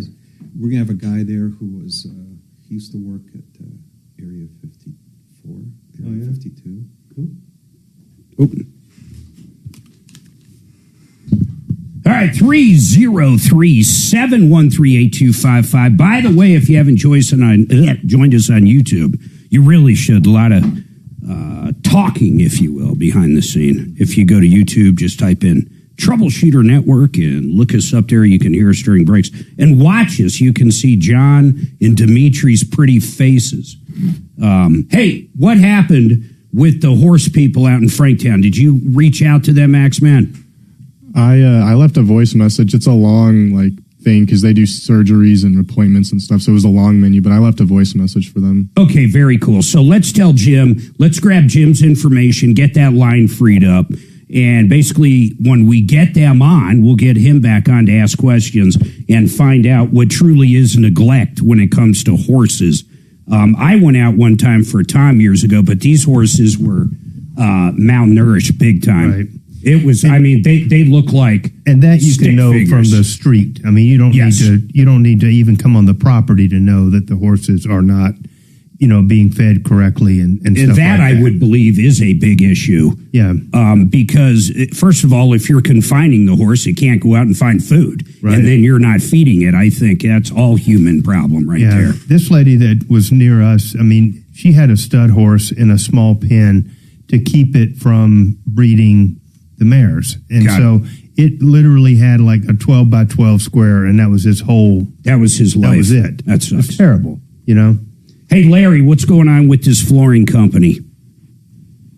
Hey, guys. Thanks for taking me on here again. I spoke with Tom last week, and he wanted me to send over some photos to you guys. I did end up sending those. Catch us up. I'm going to go look at the photos when you tell the story. So what's going on? So I had a contractor hired to come out and lay some epoxy coating on a rooftop deck, about 2,500 square feet, and it's failing. So it's peeling up everywhere. What was that? Is that light, what is that deck made of? Was that light cement? What was it? No, it's just some OSB plywood that we laid down. That's what he recommended. So he put down plywood over the decking? I mean, what was it originally? Just like a normal deck? It's just a rooftop deck. It's got a hot tub on it, a railing that goes around. It's flat. It originally had plywood with, I guess, the Home Depot, like the cheap garage coating epoxy that you can purchase and do it yourself. So these pictures, so we hired. These pictures are after he did it. This blue kind of looking thing. Yeah, it's yes, sir. Forget about even the cracks, which are like everywhere. In fact, just chunks. What's amazing is how bad it looks. I mean, it's like it's multiple shades of crap. What was it? Was it like that when he first did it? Yeah. Or did it look good for a while? It was brand new plywood coated. We took the old plywood off and put brand new on there. Everything looked good, and he came in and laid down some type of membrane on top of the plywood and then applied the brand new blue epoxy. Was the membrane painted on or rolled on? Yeah, what was it? Was it a solid material or what? So I got a photo of it here, and it's just, it says... Yeah, but is it a spray-on, a roll-on? How do they apply it? It looks like it's a big roll, like a big roll that he would basically unroll and stick it on there. So like this one big crack I'm looking at, and I'll put this stuff up on our YouTube channel, this one huge crack that almost looks like a Chinese throwing star. What is under there? If there's plywood under there, I don't understand how that crack exists. Yeah, so the layers are the plywood, then he put some type of force field membrane on there, and then the epoxy on top of that. So I think the cracks are going through the membrane, but it's not the plywood that's bowing up, is it? It's just that membrane and the epoxy on top. Yeah, the membrane looks great because I peeled up a piece. You can kind of see where I held it up there. So that's just the membrane's epoxy? Great, man. The plywood's nice and straight. So you're saying the epoxy's like a half-inch thick? I don't think it's that. Yeah, I'd say like an 1/8 inch thick. And that's where the cracks are. So you're saying the cracks that I see under there is whatever he rolled on. Right. That's just the epoxy cracking up and So what does he say when he looks at these pictures? he doesn't say anything, man. He was super attentive, during the whole consultation. And then once he got the last check, when the job was complete, it looked great, paid him up. We paid him the other half of the $15,000. And now I can't get a hold of him at all. All right, hold on. We're going to help you out, man. I love stuff like this. Yeah, 15,000. I love going after people. I'd want to see his paperwork. These pictures are great. Axeman, what I really want to see is his invoice. I want to see if there's any warranty information. Then I would like to get TJ on from Elite Garage Floors and see what he would have done here. See if it's normal, or I know it's not normal, but I would like to know, do you do it right over plywood? I mean, what is this polymer, or what is this they put down? What's under the polymer? I got a lot of questions here. Hold tight. Dimitri, do you have your knife with you? I sure do. John, I always have my knife with me. But I didn't put mine in my... Plus, now you get to use this knife. Yeah? Bench made. It's the Infidel model.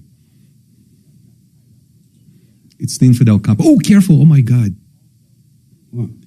He's touching the blade. I can see. I can't believe I never dare touch that. TJ with Elite Garage Floors on referral list. Just start typing in Elite. Oh, it's a double blade. No, but you just sharpened the one side, a single bezel. I think that's how they do it. Right. Bevel, yeah. Interesting. And then it comes with lifetime free resharpening. But it doesn't come with lifetime free replacement. When it falls out of your pocket, you lose it. Or that's right.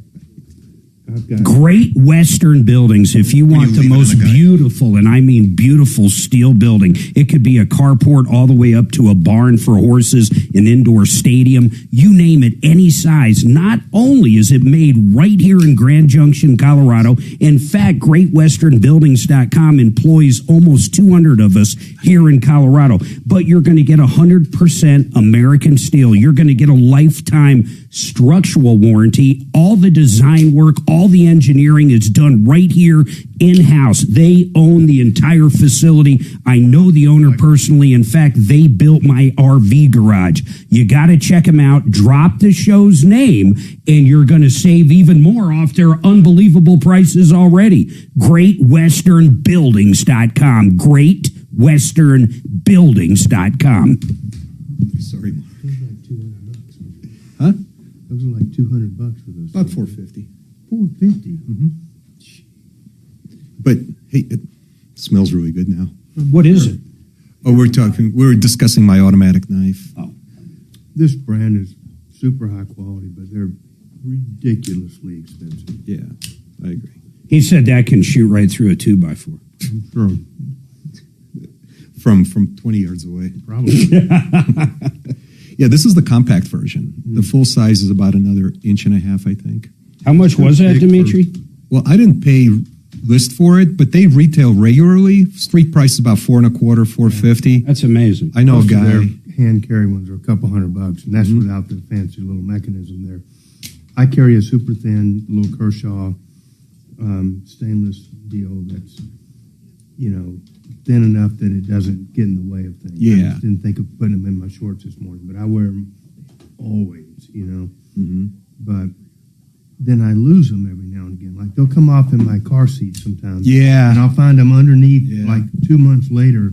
So I've actually got 4 of them now in the drawer of the same dang knife because I bought one and then I had one in Florida and I, just whatever. But they're expensive now. They used to be painful, but not like, oh my God, but now they've gone up to, oh my God, Yeah, this is meant to be my retention aid in case somebody tries to grab my pistol away from me.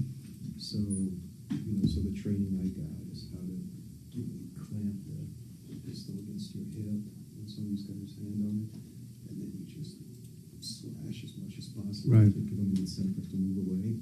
That'll do it. And so I need it for that purpose. It's got to be an automatic because my other hand will be occupied. Well, I can do one hand open with mine almost. Yeah. Is it spring assisted? No, Bar? It's a torsion bar, right? It's got the little knob right there, so it's just with your thumb. because when I was writing and stuff, you would always have a knife. And every person you see on a horse will generally have a knife there because you don't know when you're going to get hung up on something or have to cut something. Oh, sure. Cut something That off makes the horse, sense. cut something off of you. You know. That makes sense. And so you want to have one, and it needs to be one hand open. So Yeah. You can do it with your thumb. Mhm. Not like that, but you can open that one just as fast. Absolutely. mean, I agree. it's just as fast, but you definitely wanted the ability to open it with one hand because it may be the only thing you have free is that one hand, you know. That's usually what we have free. So, yeah, if you need it for an emergency, you're not going to have both hands available. That's why it's an emergency. right, exactly. But yeah, it's been an awesome knife. It's even went through the washing machine a couple of times. Oh, sure. It's no worse for wear. Plus, it makes that cool sound. right. What is that? Just a spring-loaded clasp in there that kind of releases, or but it does the same thing coming back, which is kind of cool. Yeah, the reason that this is so stiff is because you're adding. So Or is physics that what- won't is that allow. what it does it. You're loading a spring when you do that. You're loading it some more. So physics won't allow a knife or any spring to have the same amount of force coming back as it did coming out, right? Because of the conservation of energy principle. So the reason it's so stiff on the way down is you're loading that spring some more, Right. and it's really your But thumb. if you have it out, and then so it's still pretty. Oh, I broke it. So it's not a super strong one coming back. It's just It's not super strong coming out either. Like No. here, try it against the paper. See? And then the safe way to do it is pull it the rest of the way out until it locks. right. Yeah, now you can operate it.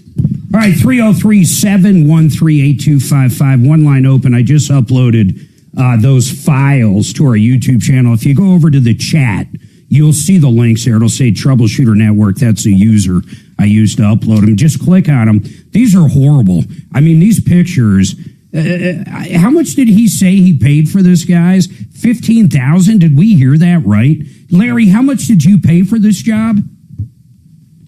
Yeah, a little bit over 15. $15,000? And how long ago was it done?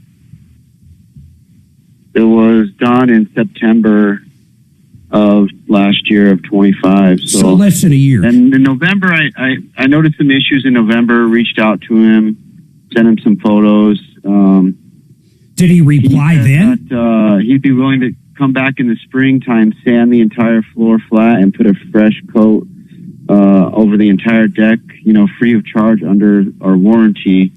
Now, let me, hold on. Happened. Larry, I get it. He never did it. Do you have a copy of that correspondence you could send me? And do you have a copy of the warranty, what the warranty is supposed to be, that you can email me during the break?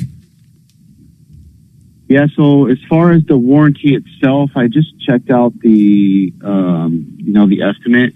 It doesn't say anything on that. So the warranty was spoken through text message. But he did say, that it's covered under warranty. Okay, and that he would do it, can you send me that? Can you send me screenshots of that? You got it, buddy. I'll send them right now. Hold on. Yeah, I want you to send that, and I'm going to tell you where. In fact, Axe is going to pick up and tell you where to send the screenshots. I want to get those, and I also want to reach out and get our expert on. I'm going to send TJ pictures of this, but if this guy said he was going to fix it and it was under warranty in a text, that's good enough for me. And the other thing I want you to do, Axeman, let's try to get him on. Maybe there's another side to this story we're not hearing. And I would love to understand why this looks this bad. I mean, if you look at these pictures, guys, to me it looks like someone spray painted with different colors of spray paint. It just seems like it didn't bond with whatever that underlayment was there. And that's your issue. And I wonder what that subsurface is. But even look at the coloring. Don't you think? You don't know what that is. It could just be the flake in there and it stuff, could be.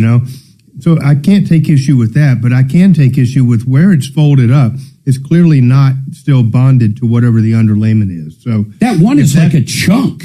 I know, but if that, see how it's folded up right here? Yeah, like that. That's the exact one I'm looking at. So that's peeled up and delaminated from almost that like it didn't adhere to whatever it's to whatever was below. That's my. I'm curious about whether that underlayment is a proper material to go under that. We got to get our expert on. I'll reach out to TJ too. I'll text him directly.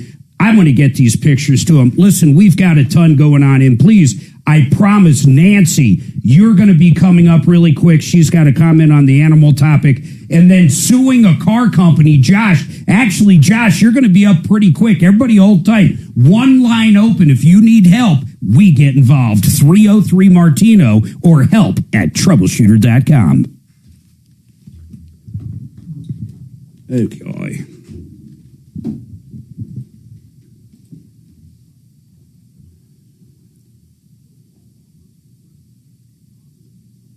Yeah, that job looks just terrible to me. Mm-hmm. It just looks like it didn't bond with whatever that shit was they put down there. And I don't know what it was, but...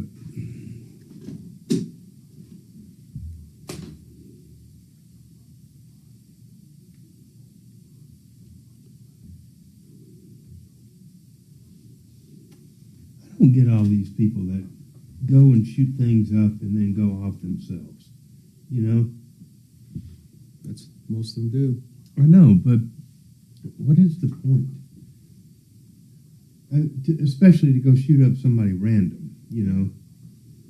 That's what doesn't really make any sense. If you had a grudge match against somebody and it's like, I'm going to go take out Dimitri and then I'm going to off myself, then at least we can understand the rationale of the two people involved. Yeah. But to go and just shoot up a parking lot or something, some guy just makes no goddamn sense to me, you know?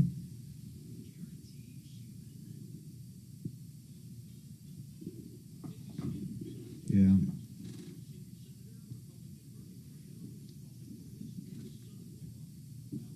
This is a weird story. Mm-hmm.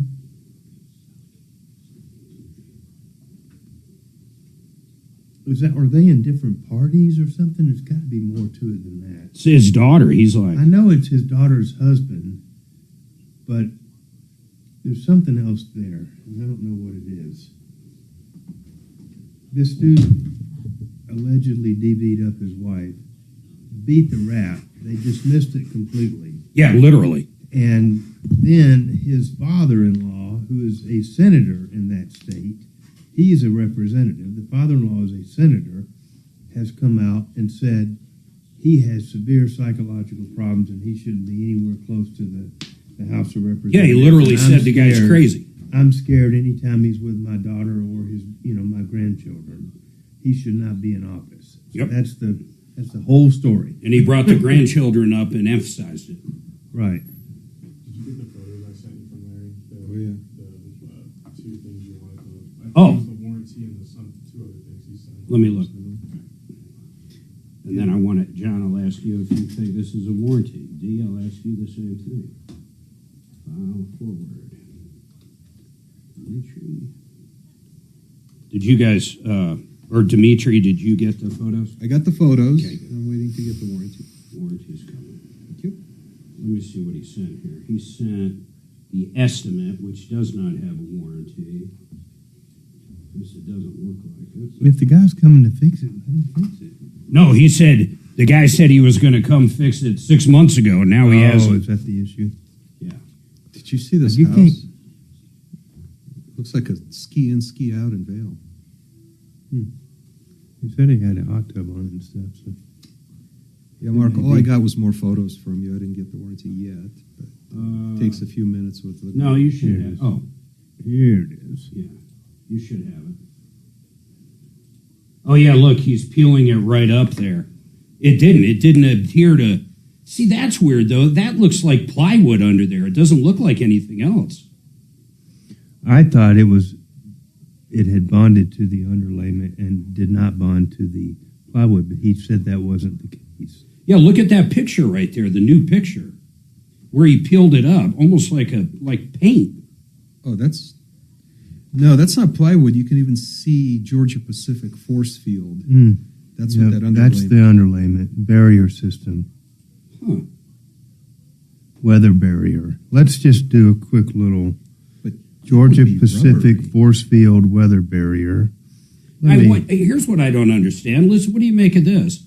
And for some miracle reason, the owners don't like it 100%. That means everybody likes it. I'd be willing to come back in the spring, but who are the owners? Who is this guy? Okay, is Georgia Pacific. What's that called, D? Force field? Oh, force field. Oh, here's some pictures of the deck now. Interesting. Here, I'll send these to you guys, too. Force field barrier system. A suitable material to bond with epoxy. This is very interesting. Look at these pictures of what it looked like. I wish we had a picture of what it looked like after the underlayment, but here it is with the decking. Wow, that's a big-ass area. Mm-hmm. And you said a picture of the house. I didn't see a picture of the house. No, I could see... Oh, part of the house? I could see what's beyond the house, which Yeah. looks like a ski run. Yeah. Well, you'll see... There's one picture you'll see the house. It's big motherfucker. All right, Claude AI says to the question, is it a suitable material to bond with epoxy floor coating? No. Straightforward. It's the wrong product class, and every failure mode stacks against you. It isn't a floor panel. It's wall sheeting plus water-resistant barrier plus air barrier. So that's why it's not. And roof sheeting plus roof underlayment, walls and sloped roofs. It carries no sturdy floor or single-layer floor rating. Point loads, rolling loads, and deflection between joints were never part of its design basis. He might as well have used The surface Bounty. is engineered to reject adhesion. The overlay's entire job is to shed bulk water. Epoxy needs a porous, mechanically abraded, high-surface energy substrate. Coating a low-energy polymer film gives you a skin sitting on top, not a bond. Field failure shows up as sheet peel, not spot chipping. Any other questions? It couldn't be a. It's be a worse Bounty. product. The quicker picker upper would have been better. A hot glue gun. It would have been better. There you go. That's all you need to know. Claude to the rescue. Yeah, I know. I use Grok constantly. I use the crap out of Claude. I'm a subscription on that. I am too. I am so sucked in at this point. But man, it gives you some bad stuff too. You gotta trace watch out down for that stuff because it'll give you some bad information. It's like talking to Dimitri. You got to keep very digging good down. analogy. You know, you gotta take everything with a grain of salt. His and go- straw man arguments. Right. Go. Dimitri said this. Any chance that's true? And it's like, ha. That's all it says. Ha.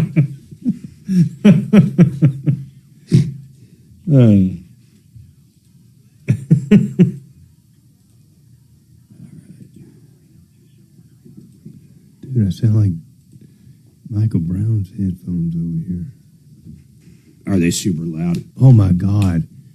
I came in here one day and just threw them up and plugged it in. And jumped 3 feet in the air.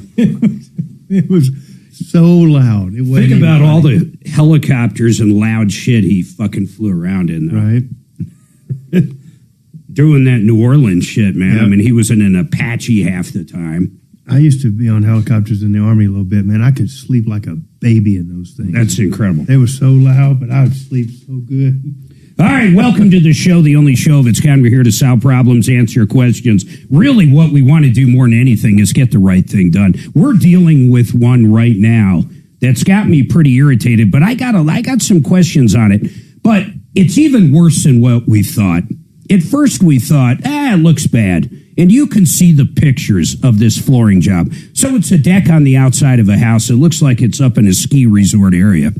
And the deck is huge. I mean, the whole job was $16,000. So, I mean, it's not a small job by any means whatsoever. It's a massive job.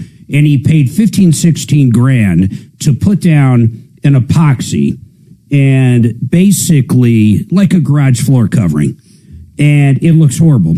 It's chipping. It's big chunks are missing in some places.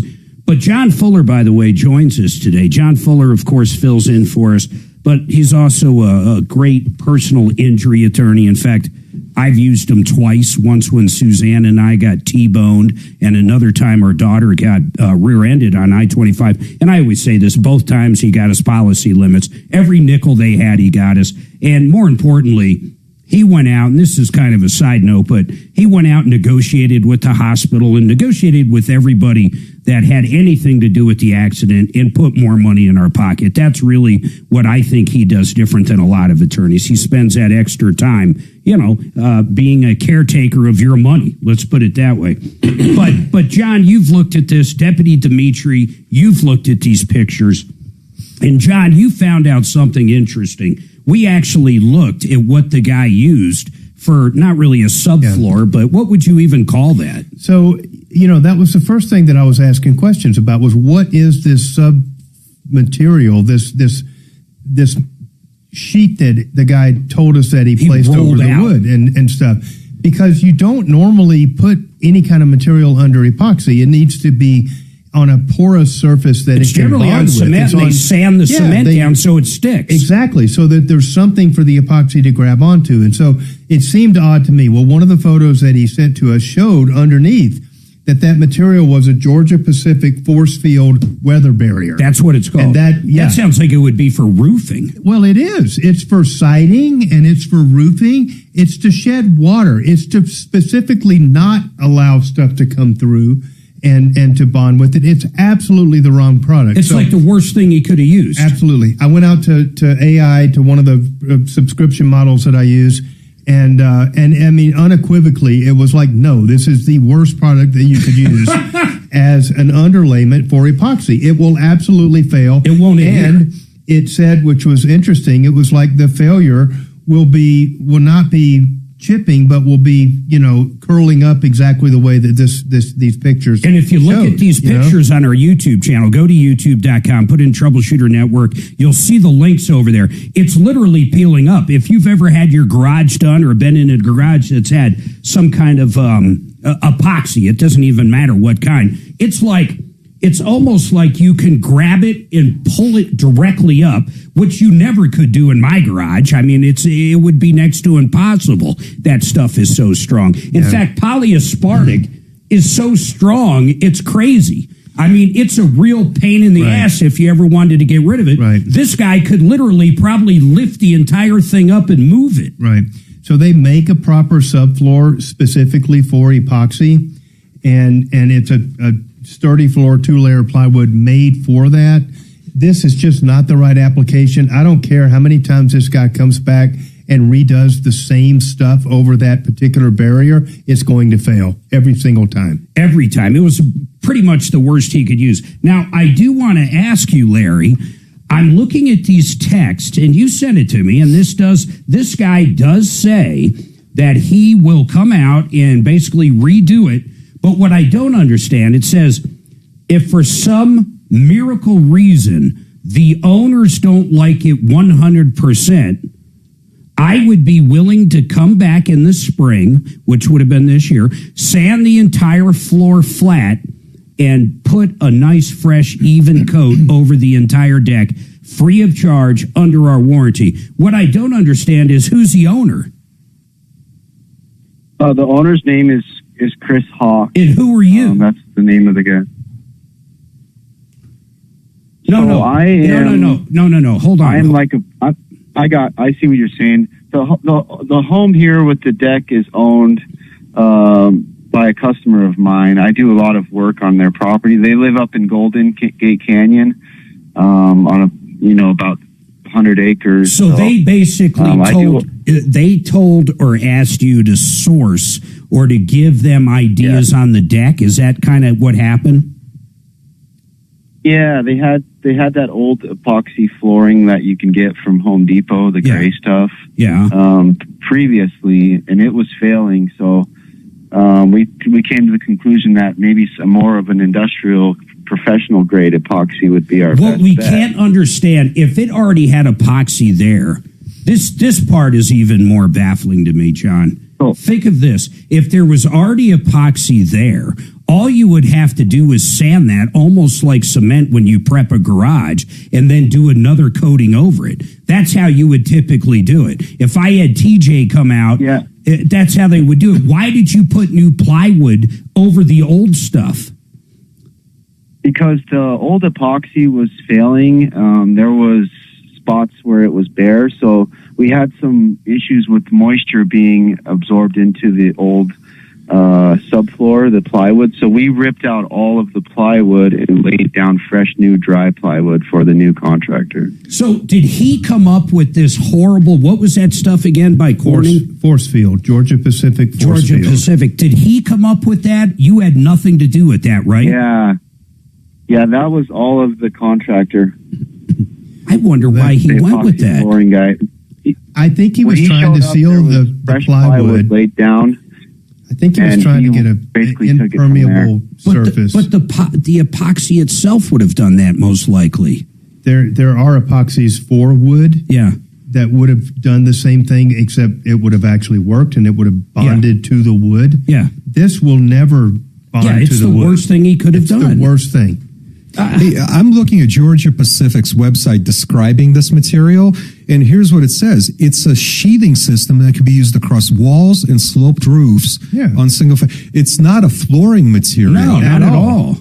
In fact, it does the opposite. It actually pushes things away from it. It's not made to adhere. Hey, Axeman, did we try to reach out to this contractor? And by the way, Larry, what's the name of this company and this guy? Iron Cross Coatings is the company's name, and the owner's name is Chris Hawk, Hawk. Did we try reaching out to him? Include all that inside one of the emails. All right, hold on. Axeman's trying to get him on right now. I'd love to know what he's got to say. I'm very curious. Oh, that's the invoice from it? I'm very curious of something. Is he going to say like, well, Larry told me to use this material, or... but that email basically says he's going to come out and handle it. No matter how this works out, you cannot go back in and do this same. No, you got to rip this thing down to the plywood and expect a different outcome. Yeah, no, it will not work. It's so funny. He used like the worst material that you possibly could. I mean, it'd be like putting a sponge for a shingle for your roof. Right. It makes no sense. Yeah.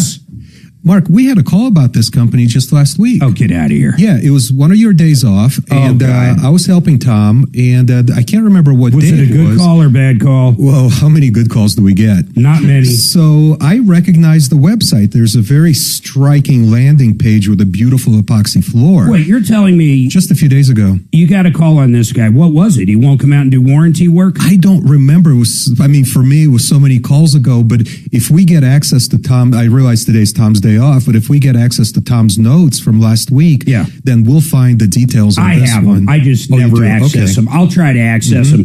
Here's the bottom line, folks. We're going to reach out to this guy. I got to take this break. We're going to try to reach out to this contractor, this Chris Hawk. Hahn or Hawk? What was it? Do you remember? I do want to figure that out. Chris Hawk. Like in a hawk. Our caller said the owner of the flooring company's named Chris Hawk. Yeah, and it's Iron Cross Coatings. We're going to try to reach out for him because I always want to reach out to the business first. But if he doesn't want to come on or has no comment, listen, he's not answering Larry. He doesn't have to come on the radio, but I'd love to hear his side, for God's sake. Maybe there's another side to the story we don't know. Besides Larry's side, which is pretty much backed up that this guy did the absolute worst thing you could do for a floor like this. I mean, you can't use what he used. It will never adhere. It'll peel up. And if he wanted the worst job in the world, would be the only reasoning to use it. So I don't know what else I don't know what he's going to say. $16,000 and it looks like, it's bad. And you can see what it looks like on our YouTube channel. Type in Troubleshooter Network. You'll find the live stream. Go to chat, and you'll see the links. We'll be right back.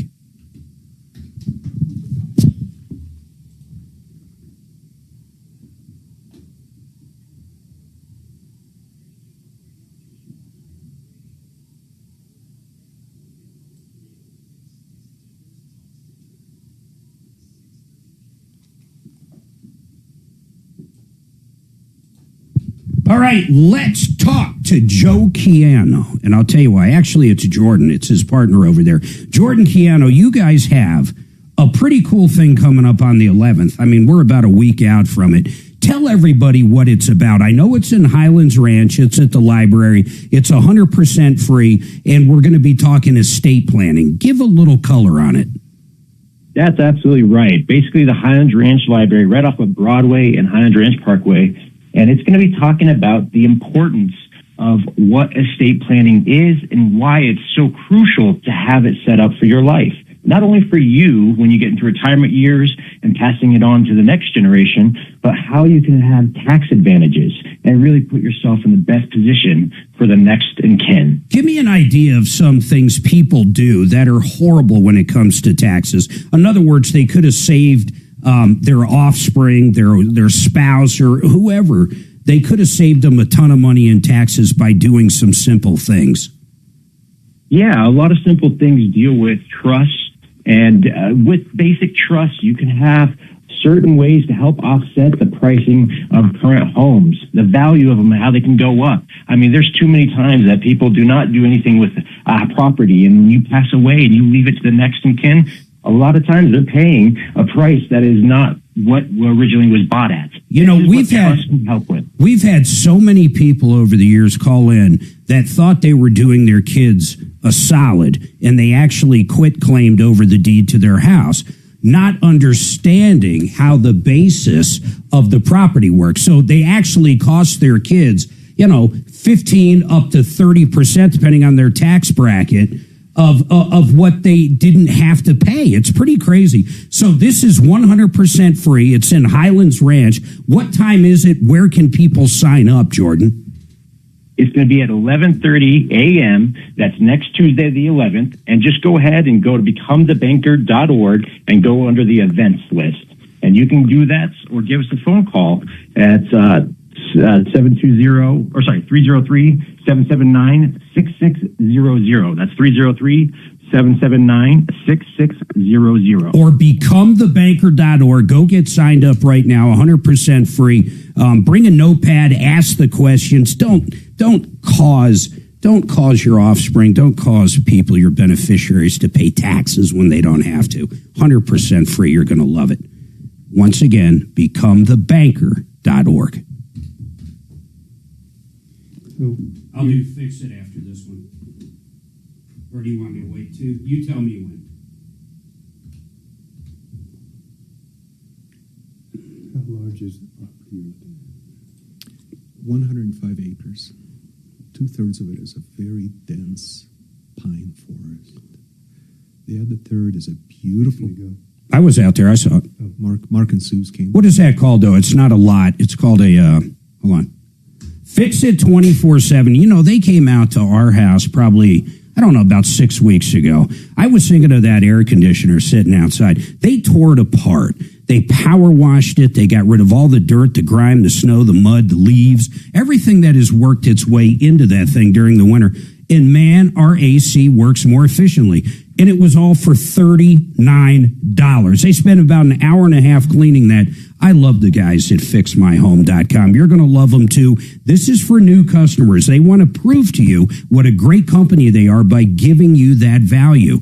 I want you to get signed up now. You can go to the website and call them, or you can schedule it right there. It's the $39 special. Mention the show. Fixmyhome.com. That's fixmyhome.com. Whoops. Do you have water or mineral rights on that property? I don't know yet because we're so far on price. I didn't even bother. Looking into all that. I know a couple guys that live out in that neck of the woods, and one of them has got approached by an oil company that wanted to run a lateral line underneath their property. They get checks every month and have for years. How much? Like $2,500 a month. A month? A month. Can you hook me up with an oil company too? But I'm just saying, mineral rights are very important out there. You may want to make sure that they haven't been sold off. Oh yeah, I would not buy a property that doesn't come with mineral and water rights. There's a lot of properties that don't. There's a lot of I know there properties that aren't. don't, and there's a lot of properties that you have a right to drill a domestic well, I think, on anything. Yeah. But you probably don't own water rights that go along with Most likely you will not own the water rights. Yeah. Most likely he didn't own the water rights. it. Right. I want mineral rights. Well, you may have them, you may not. Yeah, I know what you mean. They may have been severed Oh yeah, decades many, ago. Yeah. many decades ago, but be aware of that, because it is a very lucrative thing if they decide they want to go onto your property. Trying to get that guy on X, man. Heck yeah. Drill, baby, drill. That's my plan. Oh, I see you calling. Because I remember how well it turned out for Jed Clampett, and I think I would love, like, for some bubbling crude. Just find a better banker. No, Mr. What was his name? Harnswell? Mr. Farnswell. And what was that woman's name? Mr. Farnswell? Yeah, Texas That's Tea. right, Texas Tea. Yeah. So, yeah, I do. That's part of my due diligence, of course. Yeah. It's just that there's no point moving forward with it until we agree on the price. There's got to be some way that you can determine where all the different lateral lines have been drilled out there and see if they're like close by or something. But I know for him, he got a fat check. I mean, his first check was like 17 grand or something like that. He was pretty happy. And then an annuity of $2.5 a month. I know. Forever. As long as they're drilling, as long as that well holds up, and then it won't, and then they won't, But there's really good money in operating these. Can you text them? Scavenger wells. So even after the oil company abandons the Just well, say, hey, we've got it, just tell them the real deal. a little bit of oil out of it. Yeah, but you may not be within 8 miles of that well. That's the thing with those lateral lines. That's why I want them on my property. You may be sitting there looking at a line that starts over here. All right, 303-713-8255. So, Axeman, you reached out to Iron Cross, and you were going to leave a message, but there was a problem. Go ahead. Yeah, so I called. I didn't leave a voice message with Chris, but it just instantly went to voicemail, and so the voicemail box is full. And then I tried to call the actual company, and that also went It's always to a great sign when the voicemail is full. And Retro. and we've had 2 calls on him in, a week now? Well, yeah, one last week, and today is only Monday, so just a few days later. Oh, one can only hope the third one comes in. We're going to give this guy a few minutes to respond, but I'll tell you, I'll be honest, here's what I'm thinking. I'm thinking we recruit our YouTubers, we recruit our listeners to call the guy up, give out his phone number, and say, hey, what's going on here? It's obvious you did a horrible job. A horrible job. You couldn't have done a worse job. And the only way to repair it is going to be able to strip it down to the wood, right? Yep. And then use the proper technique to install it. I mean, just that's the proper it. materials. It doesn't. I mean, wood is just not something you typically see. Sheet wood, on a deck that then gets covered in something. But it's like possible. That. I know that. Certainly possible. Yep. Not the most common thing in the world. Not at all. Because you want water to be able to go through the deck and drain off and stuff. So maybe this thing is built with a slope and all that, but it's just not typical that you have an impervious surface on a flat deck. Our typically, deck, both of our decks, they use light cement. So our decks are made out of cement. When we moved in, I had TJ Elite Garage Doors come out and did it. It looks beautiful. Yeah. And it holds up in the snow. It's perfect. And it flows when it melts. It flows. Yeah. And they did it right. But because it was light cement, of course, it was already slow away from the house. But I've never seen it done on wood with this exception, and I know this from TJ. Almost every house going from the garage into the house has wooden steps. Right. And when he comes out and does your garage, he does those wooden steps like he did ours, and they've been perfect. I mean, you think how many times you walk in and out of your garage, it still looks brand new. Right. So I know for a fact you can do it. But it's funny, you're reading about that stuff, and it's literally the worst thing you could use. Like, you'd be better off pouring oil down. I mean, that's how bad it is. Probably I mean, this guy, better, someone, I wonder if this guy does that. Well, the name of his company, Iron Cross, what was it? Iron Cross Coatings. That is what he does. He should have known better. And if someone says, the homeowner agreed to it, no, it doesn't matter. If I have Excel Roofing come out and they don't put any kind of storm or underlayment or whatever, if they don't install it right, that's not my fault. How the hell would I know? This product, in no uncertain terms, is not made for this application. Well, it's straight from Georgia Pacific's website. It says it's for walls and roofing. Right. It's not a floor underlayment. It's not. It was not built for adhering. Exactly. In fact, if anything, it was built to repel. Think about that. Yeah, exactly. There's no circumstance where this was an appropriate choice of product, period. So I can say this, at least I can say this with comfort right now. If everything is correct from what Larry the caller said, and this guy, we already had a call about him last week. We're going to look that up. But on top of that, if his voicemail's full, but if everything is what Larry said, the guy's a moron. I can at least say that. The guy is stupid to use his product. I would love to hear from him, though. So we're going to try that again. Let's do this. Larry, we're not going to give up on this. I'm going to hammer this guy. If we need to put him out of business, we'll do that. And I'd hate to do that. I see right here he says he's going to come out, but I want to just check in with him. We have now texted him. We have left a message with him. We're going to give him a little time. I mean, that's only fair, but we're going to figure out what's going on. But there is no way anybody should have done this. I can't emphasize that enough. If you hire a contractor, a professional, a guy who owns a company called Iron Cross Coatings, for God's sake, and they come out and do not use the right material, and your entire floor or deck is now just flaking off, coming up, ripping apart, big chunks. Go ahead, John. So I have a question. In looking at the invoice here, it says, number one, surface prep is to grind the concrete to prepare for new epoxy primer coat, address all cracks, divots, pit holes, and joints. That's what it says on the estimate. Thoroughly clean all dust and debris. It doesn't say anything about putting down that material. Number two, apply pigmented SB base primer, let dry and apply base coat, install broadcast silica sand system, and then top coat with the color of the client's choice. It doesn't even mention that product or the subsurface being plywood. That's a little concerning to me. Hey, Larry, why is that? How come he's talking about it like a garage floor?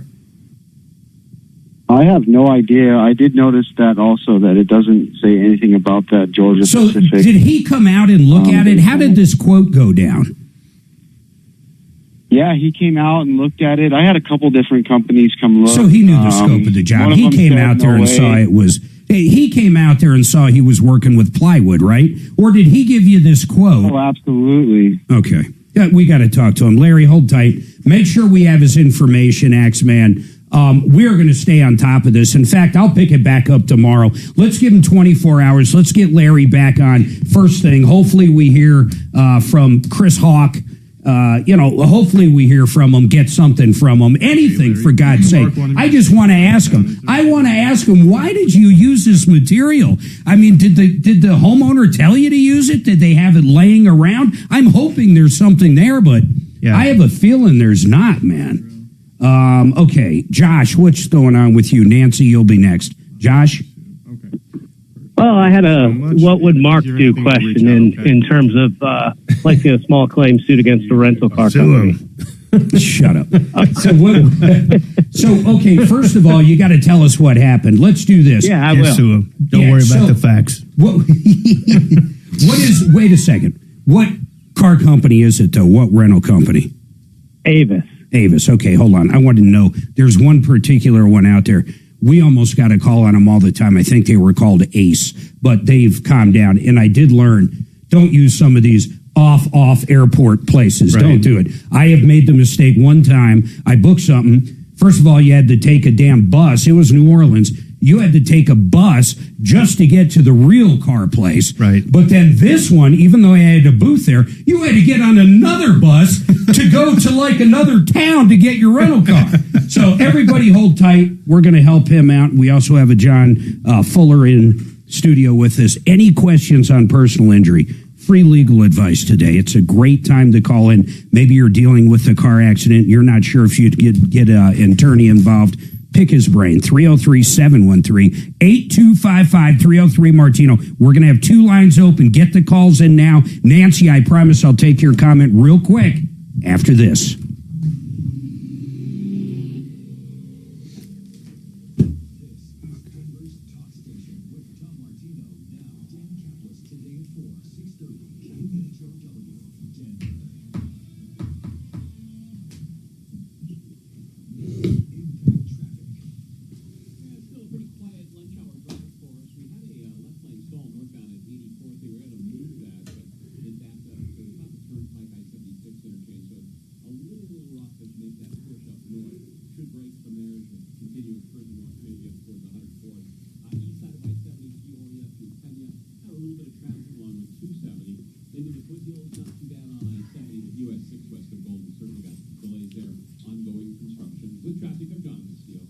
This report is sponsored by the Our American Stories podcast. This is Lee Habib, host of Our Lee Habib. Stories. On our next episode, we'll remember the dropping of the atomic bomb on Hiroshima by telling the tale of Truman's decision to do so. You won't want to miss the next episode of Our American Stories. All right, listen, you're not going to find a better roofer than Excel Roofing. I'm going to tell you why. When I had hail damage, I called Excel. I ended up getting a beautiful roof. It's called F-Wave. It's like a synthetic roof, but what's cool about it, it allowed me to call up Compass Insurance, who I've used forever, by the way, and say, hey, Brian, now that I have this hail-proof F-Wave roof, I don't really care what my deductible is. I ended up saving, listen to this, about $5,000 a year. Think about that number. Think about that number by raising my deductible, because when it comes to hail now, I could really care less because I got my hail-proof roof from Excel. Why Excel? I'll tell you why. Because they've been around almost 20 years here in Colorado. Jay's been in the roofing business forever. His son is now involved in it, and these guys are always here. Maybe you have an emergency, a tree falls on the house or a leak comes. These guys operate 24/7. You call them up if there's an emergency.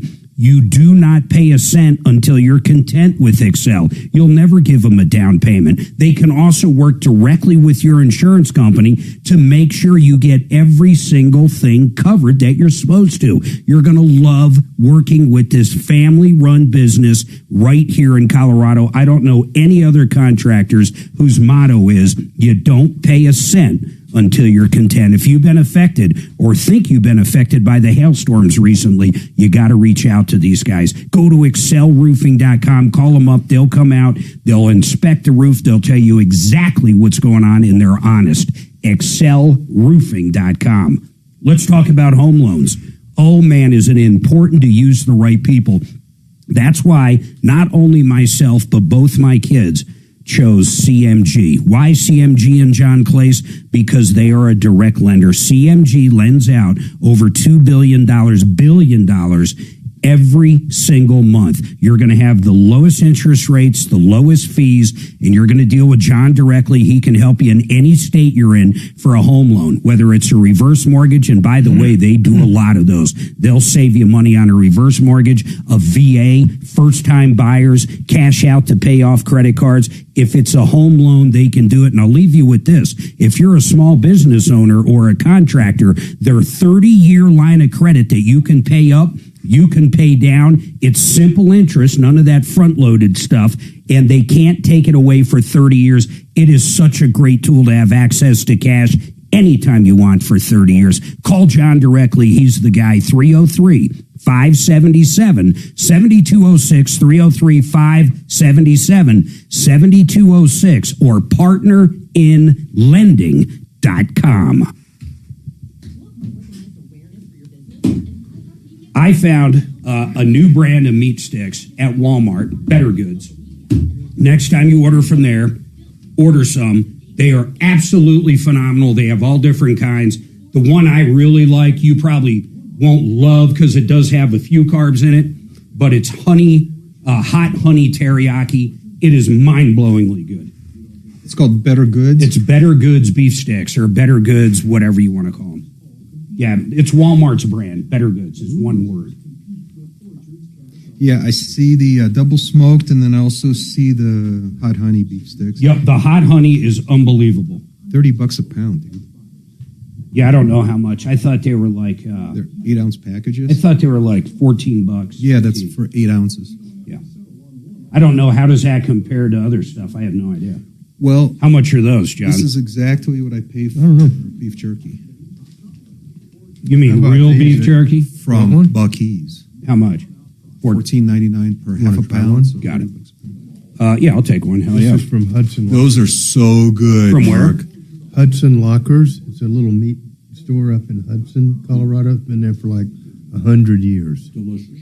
Yeah. They're really good. They smell even You want better. this last? Oh, John, I couldn't take the last one. That's very. I need to. I need to go get a napkin real quick so I don't touch it with my bare hands. And hold the Oh, thing. yeah. Oh, that's right. You don't need the package. Jeff Vick, his elk ones. Oh my God, were they good? I don't know who he has turned them into sausage, but I was a little nervous about eating them. Fuck, they were good. They were so good. Oh, he had them made with cheddar. This is a total 10. This what? Total 10. Yeah, they're good. You'll love those. If you like that hot honey, dude, they are so good. They have a ghost pepper one too. That's a little. Yeah. It's got a little. Is it good though? Yeah, it's very good. But it's one of those you're like, oh, this isn't that hot, and then you get done with it, and about 2 minutes later, you're like, holy cow! Did you know that's why it's called ghost pepper? Yeah, sneaks up on you there. Yeah. Oh my God, this is fantastic. These are very good. Well, a little bit of cheddar in there. If you can get Vic to bring you some in though. Yeah. He's and he must have had I don't know, maybe 100 of them made packaged that look like those. Did you ask Abby about that caller that I told I you did. about? Funny enough, yesterday, and she said, yeah, one of their intake people fell for it, but luckily that computer didn't infect the other ones. Good. But it looks like it was a crypto play. Oh, is that what it was? Pretty much trying to lock it down. Then if you want your money client shit back, you got to pay them. God, that's scary. Ransomware. Well, here's the thing. Well, you said it perfectly. I It's like know. it warned you. Oh, it was like, don't even think about opening this shit. I mean, it was like Trojan, bad. Don't fucking open it. But then I'm on a Mac computer too, which if a Mac is saying, don't go here, it's bad, you know? I'll talk about it on air. I don't want to talk about who opened it there or any of that, you know, them. I won't mention But any firms. when you hear how sophisticated this was, I mean, you're hearing only now that his firewall or whatever, his virus was warning him. But there's so much more to this scam. It's really shocking that more people didn't fall for it. We don't know that they didn't. Very true. That's the whole No one key. comes out and says it. So I belong to a trial lawyers association that has probably 1,800 people in the Colorado community, you know, and we talk. So, all right, 303-713-8255, 303 Martino. By the way, this hour brought to you by Compass Insurance. I was talking about him in a different ad. Brian just saved me $3,000 this year on my renewal for auto and homeowners. I went from Liberty Mutual, and he switched me over. Dang it, I can't think of the name of it now. I'll have to look it up. But he found me a new company, exact same coverage, $3,000 less for the year. It's remarkable, and he does that for all of his clients. I've used Brian now over 10 years. Tom's used him probably 15, 20 years. But it doesn't matter. Homeowners, auto, RV, motorcycle, trailer. What else does he do? Any kind of thing that's business related, any liability insurance, contractors, workman's comp. Man, if you need insurance, with the exception of health insurance, you go to quotecompass.com, and they're honest too. If they can save you money, they'll tell you. If they think you're underinsured on your house, which is a big thing in Colorado, they're going to tell you. It's all free information, no arm twisting, very valuable information. Quotecompass.com. Now, John Fuller is in studio with me, and Deputy Dimitri is in studio with me. Josh rented a car. Josh, before we get into what I would do or what John or Dimitri would do, help me out here. What actually happened? You went somewhere, you rented a car. What happened? Yeah, so I went to Costa Rica. Oh, God. Rented a car there. And And it's not what happened. It's Avis's response to what happened that's got me going. So basically got a flat tire. Not a huge deal, but if you know, in Costa Rica, we're in the middle of nowhere, pulled over in bushes on the side of the road. Car has no spare. Yeah. The car, like a lot of cars. Yeah, but there's no run flats. Yeah, I get They it. give you a little pump with gunk that doesn't work. So anyways, I call Avis Roadside Assistance and say, I don't need someone to come out and change the tire. I could do that if I had a spare. You got to send a tow truck or a spare. This is about 4:35 in the afternoon. About an hour and a half later, guy shows up, takes one look, says, I'm here to change the tire, and takes off. Because there's nothing I can do here. See you later. There's no leave me on the tire. side of the road. Because there's no spare tire. Car's got to be So towed. did he offer to at least? Repaired. Did he offer to take it and get No. a tire put on or anything? No, he leaves. I call Avis Roadside back, and they say, well, we're not prepared at this place to send a tow truck, so I'm sending a message to the local Avis office to call you. In the meantime, luckily, I stay more high-end properties, so I call the concierge at the property and say, you need to arrange transportation to come pick me up, because it's now pitch black. I can't get a hold of anyone at Avis to tell me a tow truck's coming, alternate transportation. The Avis office closes in about an hour at this point. I've got kids in the car, you know the whole mess. So they send transportation. They also have a local person who lives in the city where the Avis office is. So they come pick me up, and I just leave the car on the side of the road. I lock it up and leave it on the side of the road. About 8:30, 9 o'clock that night, the person who was local finally gets to the Avis store, and they finally call me. Actually, they called me on her cell phone and said they were going to send a tow truck sometime that night to go pick up the car, and that was it. And so I've got about, I don't know, $1,000 to $1,500 of hard costs. Like what? Give me an idea of the $1,500. So we had an event we were supposed to go to that night that was non-refundable that we missed. I had to pay about $400 for the transportation for someone to come pick us up. Okay. In an emergency. So, and that's part of my problem. It's a lot of money, but it's not a ton of money. No, it's a lot of money. So listen, I want to get John's opinion and Dimitri's here, but I also have some relevant information here. My son and I were in Florida not long ago. We had a flat tire in our rental car, and we had a shark fishing trip set up. John's laughing because he's like, people don't, whatever. I'm not. You know, sharks aren't fish, right? Yeah, well, whatever. I'm not going to even get sidebarred by you two. Well, you called it fishing, and there's no fish involved. Whatever. Anyhow, it was on a charter boat. So, pretty much that's it. If we don't show up, it was just him and I. The whole thing's a nightmare. In other words, I still pay for the charter. We don't go fishing. Yep. So we got an Uber all the way down to where they launched those Cape Canaveral. That's where we were leaving out of. So we got an Uber there and an Uber back because this thing's got a flat tire. Ultimately, they paid for the Uber. They brought a car out from the airport to where ours was at the hotel. They paid for everything, and that was part of the contract. That's what they were supposed to do, and they did it. It was no problem whatsoever. The issue I see here more than anything is that is not that's basically a foreign country, okay? I mean, really, that's what it is. Whoever is the operator there is where your beef is. I think any judge in small claims would throw it out on venue if they even brought it up. Now, they might cut you a check, but I don't even think you would have to go back to Costa Rica. So what I would suggest is canceling the credit card or the payment on it if you haven't done that. But I realize that's not going to recoup your hard cost, but it should do something. John? Yeah, so the rental was $400. They charged me $70, which I'm trying to figure out what that was for because I told them I didn't want a car anymore and I rented it elsewhere. It was for your adventure. Yeah, my adventure. Now, another question, because that came up to me. I did rent the car. I made the reservation on a U.S.-based site here in the U.S. through my U.S. account. All right, well, I want to go, both of you chime in. Dimitri, you've sued more people than I have. John sued more than all of us times a million. Impossible. Go ahead, Dimitri. Okay, so what was the question for Dimitri, Mark? The question for you is, if he booked it here in the U.S. over the internet for anything, I don't care if it's a car or a donut, where's the venue? Oh, well, for me, that would be a pretty simple one to resolve. I would see who actually ran the charge on my credit card. And if it was U.S. Avis Corporate, that's going to be the defendant. Right? If it was Avis out of Costa Rica or some other foreign land, then that would be the defendant. So I think it will come down to who collected my money.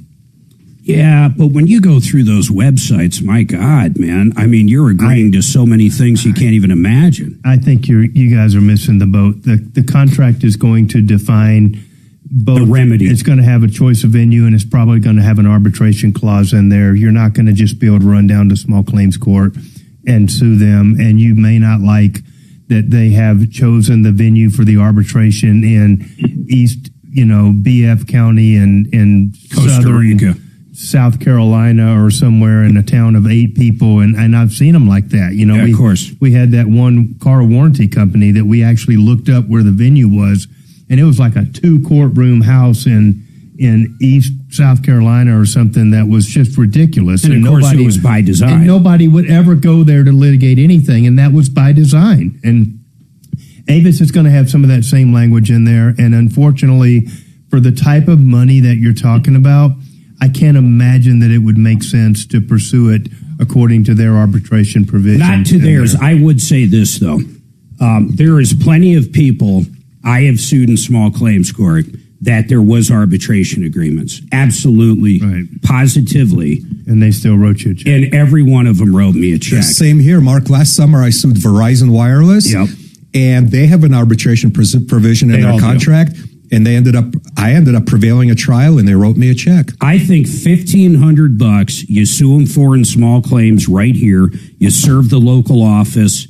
I think that's exactly what I do. Listen, it's a $55 gamble. $100 to serve, and it could be that the defendant won't even raise either the arbitration provision or the venue provision. And if they do, here's what they got to think about. Here's how it goes down. These bigger corporations, they got to go, okay, no matter what, we got to answer it. Here's the complaint. So do we hire a local attorney? Because I guarantee Avis doesn't have someone, standing by that works for them here. So they either go out, hire local counsel, and they got to start thinking, how much is that going to cost? How much time is this going to do? Or do they write the guy a check for $1,500? And in most cases, if they look at it and they go, yeah, our guy screwed up here. I mean, this is kind of crazy. He missed this, and this. Right. That's what I would do. I'd sue him for $1,500, hoping they do the right thing. I mean, really, they should cover those costs if it was directly due to this craziness.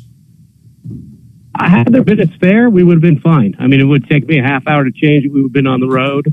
Yeah. But, the lack of a spare. Josh, for the life of me, I'm gonna put you back on hold, but there's my opinion.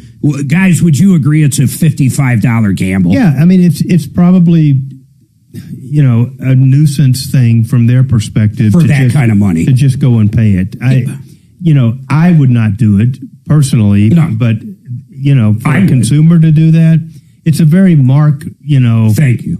It's a very. It's also the right do. thing. If he's not, even stretching the truth, if he truly is out $1,500 over this horrible scenario, can you imagine renting a car like in the middle of the desert with no spare tire? It's crazy. Josh, I think you should put that in the complaint. About paragraph 7 or 8, Marc Mager said this was the right thing to do. That's right.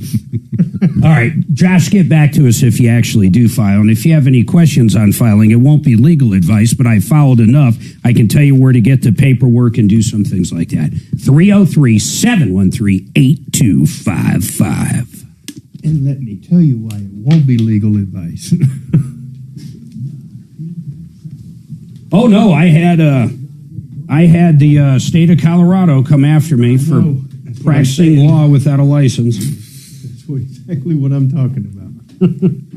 Now, John, that's an actual criminal offense, right? I don't think it's criminal. Well, they sure can't disbar me. They can't, but they threatened to bar me, then disbar me. But they can sue you, though. What do they do? Get injunctive relief on that, or? I have no idea. It's not a crime, Let me do this spot real quick. Hold on.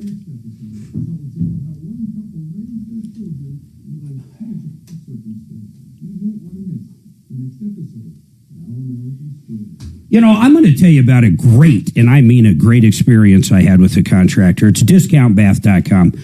I called them up. They're a sponsor. I said, you know what? I got to have these guys come out and give me a bid. And I had other companies that do the same thing, and our referral list come out. And I got multiple bids on it.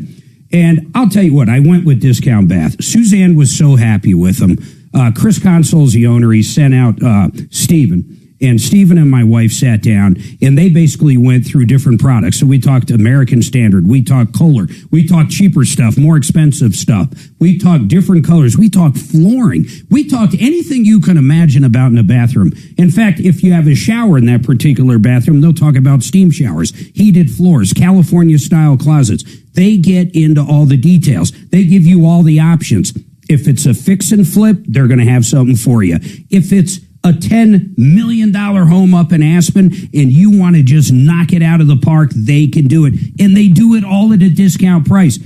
We went with them. The job got done probably about 4 or 5 months ago. It's absolutely perfect. We love it, love it, love it. And if there was any problems, of course, they're a phone call away. Their warranties are great, too. Check them out, though. Go to discountbath.com. I promise you're going to love these guys. They're great to work with. Discountbath.com. So my favorite was, Frontier was probably my favorite to sue because it was just the most egregious thing ever. If it doesn't fit in their little thing, they want to charge you for it. And they told me because I wasn't putting it in with the handle up, even though it fit perfectly, it had to fit a certain way.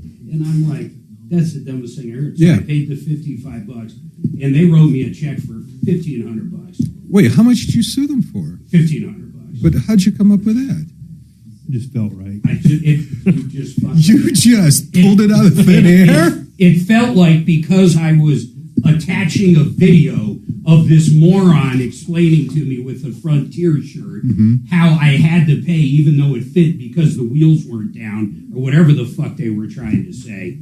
It felt like $1,500 was his. And sure enough, it wasn't. Oh, shit. I'm going to try that sometime. Yeah, you got to find the sweet Your Honor, spot. I had a conversation with myself, and I said, now, self, how do I feel about my damages? And $1,500. And I weighed it out with the pros and the cons, and I felt like, that conversation goes better after a couple of drinks with yourself. It really... Well, it wasn't the airport. I didn't feel like it was quite a $2,000 damage, but then I really didn't feel that $1,000 was enough. And that's how I arrived at $1,500. Yeah. That felt good. It's called the sweet spot. Yeah, it's called a compromise, Your I had Honor. the way where I thought their tolerance was to writing a check. I thought if it started with a 2, it wasn't going to work out. Right. Oh, my Just God. kind of better feel at the 15 level, Yes. That's how, Your Honor. Any other questions? Do you want me to spell my name for the check? Yana. And where do I pick that check up, sir? You got to say it right, like it's not Your Honor. It's Yana. Yana. So I've been to court on them. I don't think once. I don't think there's one company I've sued that I've been sued in small claims when I had my automotive, and I won every single one of them. But anyone I've sued, we've always out of court. But they're always big companies, man. I'm not suing Joe Blow. Joe Blow's going to show up. You want to sue somebody that fucked you over that's got some money. Yeah, that's the key. What's one of the keys? Well, that's your whole job. You could have the worst accident in the world, but if there ain't no money, what's the purpose? It's just, it's craziness. Exactly. Man, I had some guy the other day that was like, just another terrible everything. Did everything wrong? It was a bicycle accident, and he didn't get the guy's name or number. The cops were like there and looked to make sure they were okay, and then just kind of walked off. And they didn't even take the guy's info? He wanted to sue the cops for not getting the guy's information, and I'm just like, that's not how it works. And then I was like, and I probably wouldn't do anything if the guy doesn't have insurance and stuff. And he's like, well, can I sue him individually? I'm like, sure, but you don't know who he is. He's like, damn, there is that. Maybe I can run a TV commercial. If you hit me on your bike on August 3rd. There is that. A lot of those scooter accidents and shit, they got to be a nightmare. I mean, not just for that reason, but there might not be any insurance anywhere to go after. You know, if it's from a car, they're okay. Yeah. You know, if it's from a scooter driver hitting somebody, you may or may not be okay under their like homeowners or something or something. If they have something, or their liability insurance might kick in like Would a rental vehicle, not but their BI might kick in and provide coverage. Because it'd be like if they rented a car, it would still cover them for the rental car. Yeah, but it would cover a scooter, you think? Maybe. I don't know. It'd be one I'd have to look into. But what will not fly is... All right, listen, we have another hour coming up. I got a couple lines open, 303 Martino. Everybody hold tight. We're going to be right back. What will not work is suing the damn scooter company.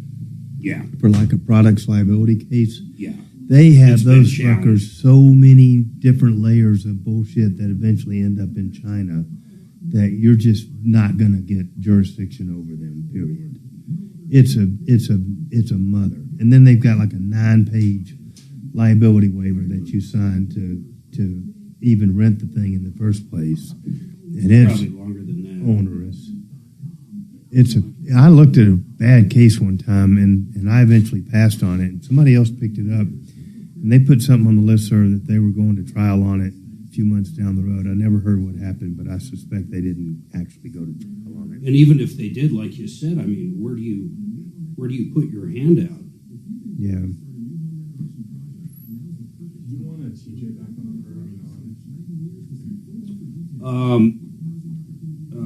Nah, not right now. Yeah, I'm going to talk to John for a little bit.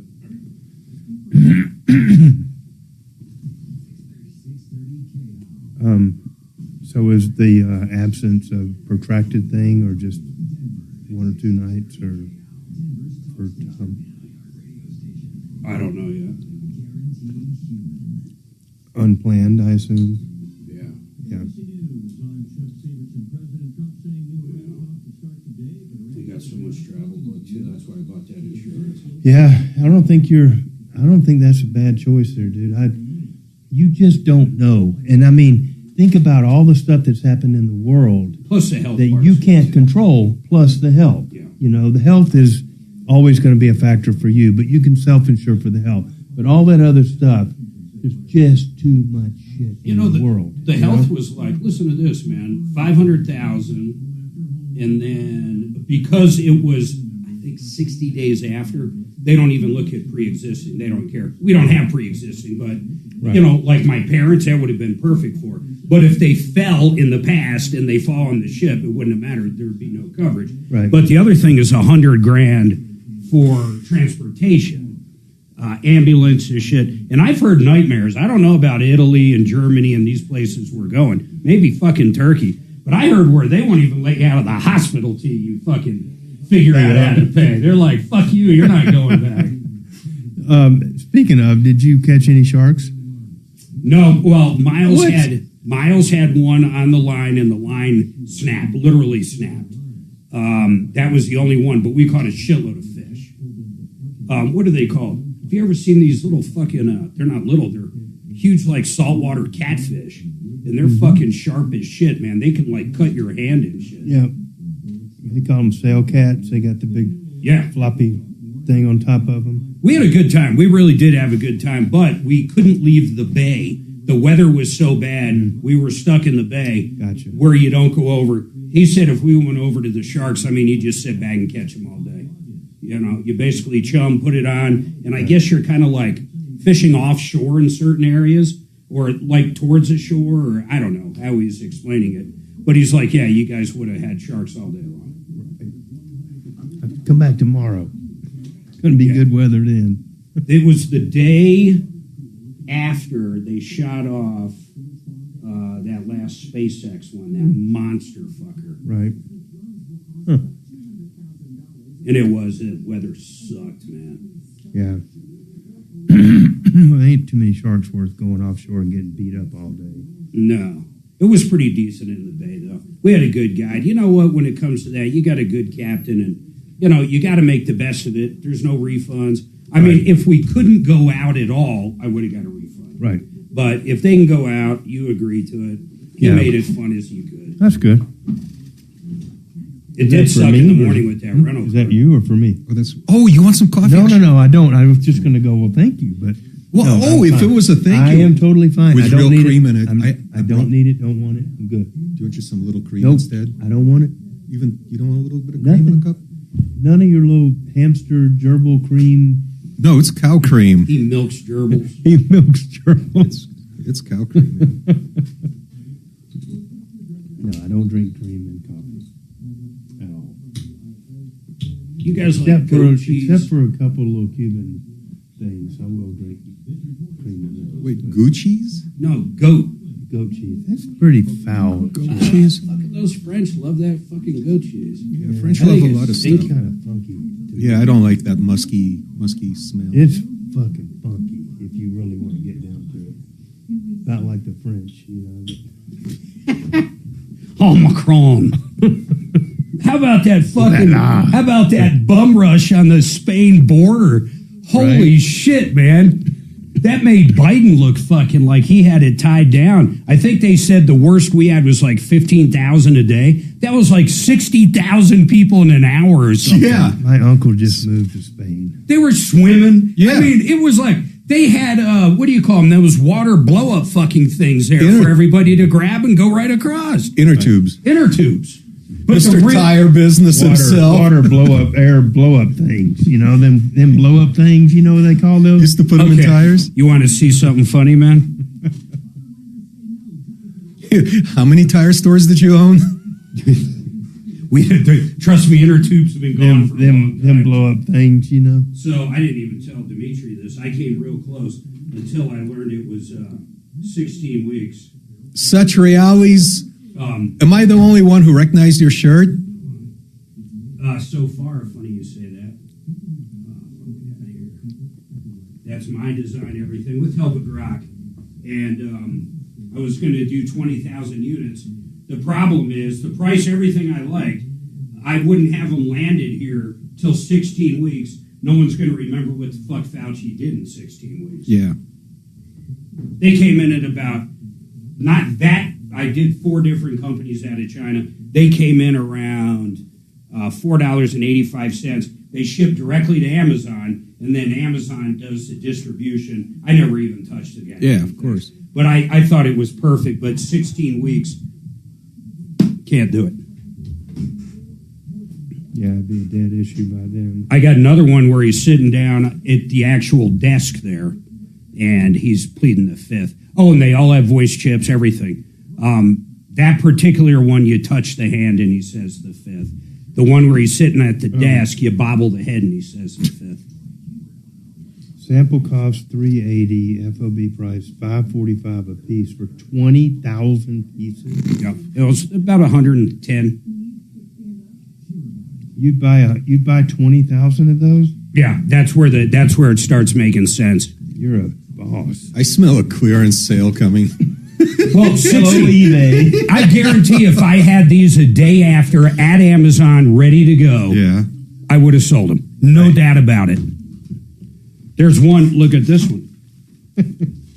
I got one where he's behind bars. If I knew he would end up behind bars, which I don't think he will, you'd get rid of 20 grand in one day. Right.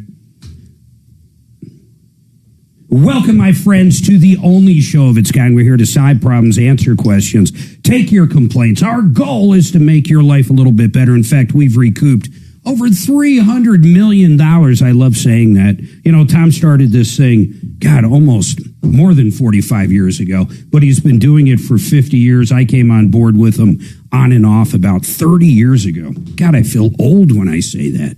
So old. It's really incredible how long this show's been going on. In fact, it is the longest running show in the country with the same host. The longest running show. Now, people have argued, not the longest running show. What's that kind of hillbilly one?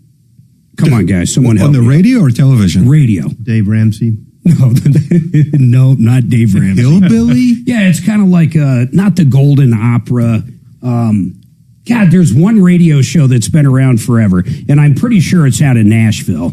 but it hasn't had the same host. It's not the Grand Ole Opry, though, but it reminds me of that. Are you thinking about Lake Wobegon days? I have no idea what you just said. That sounded like a Chinese meal. Okay. I have no idea what you just said.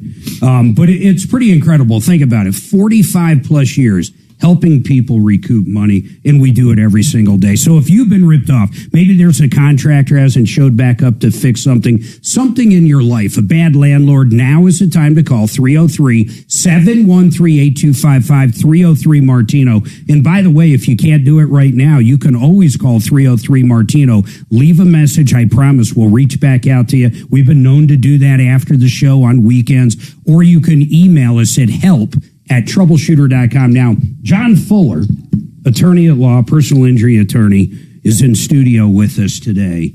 And John, I've got a few basic questions for you, personal injury. We were talking about different things during the break.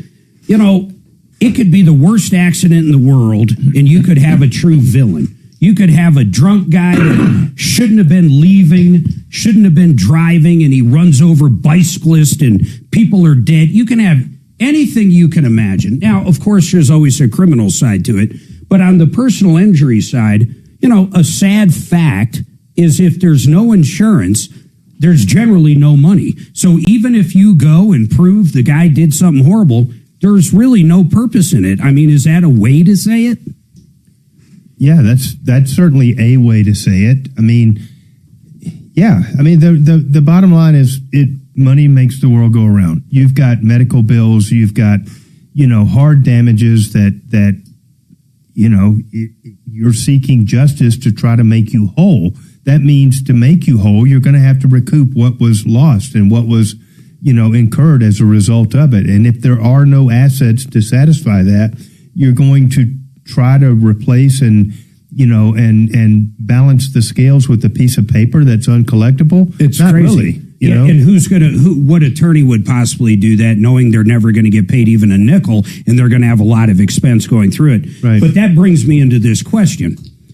First of all, how many calls do you have where, you know, it is a good case, but there's no insurance? How many, I mean, like out of 10, does it happen once out of 100? Give me an idea of when something is simply not collectible. There's no money.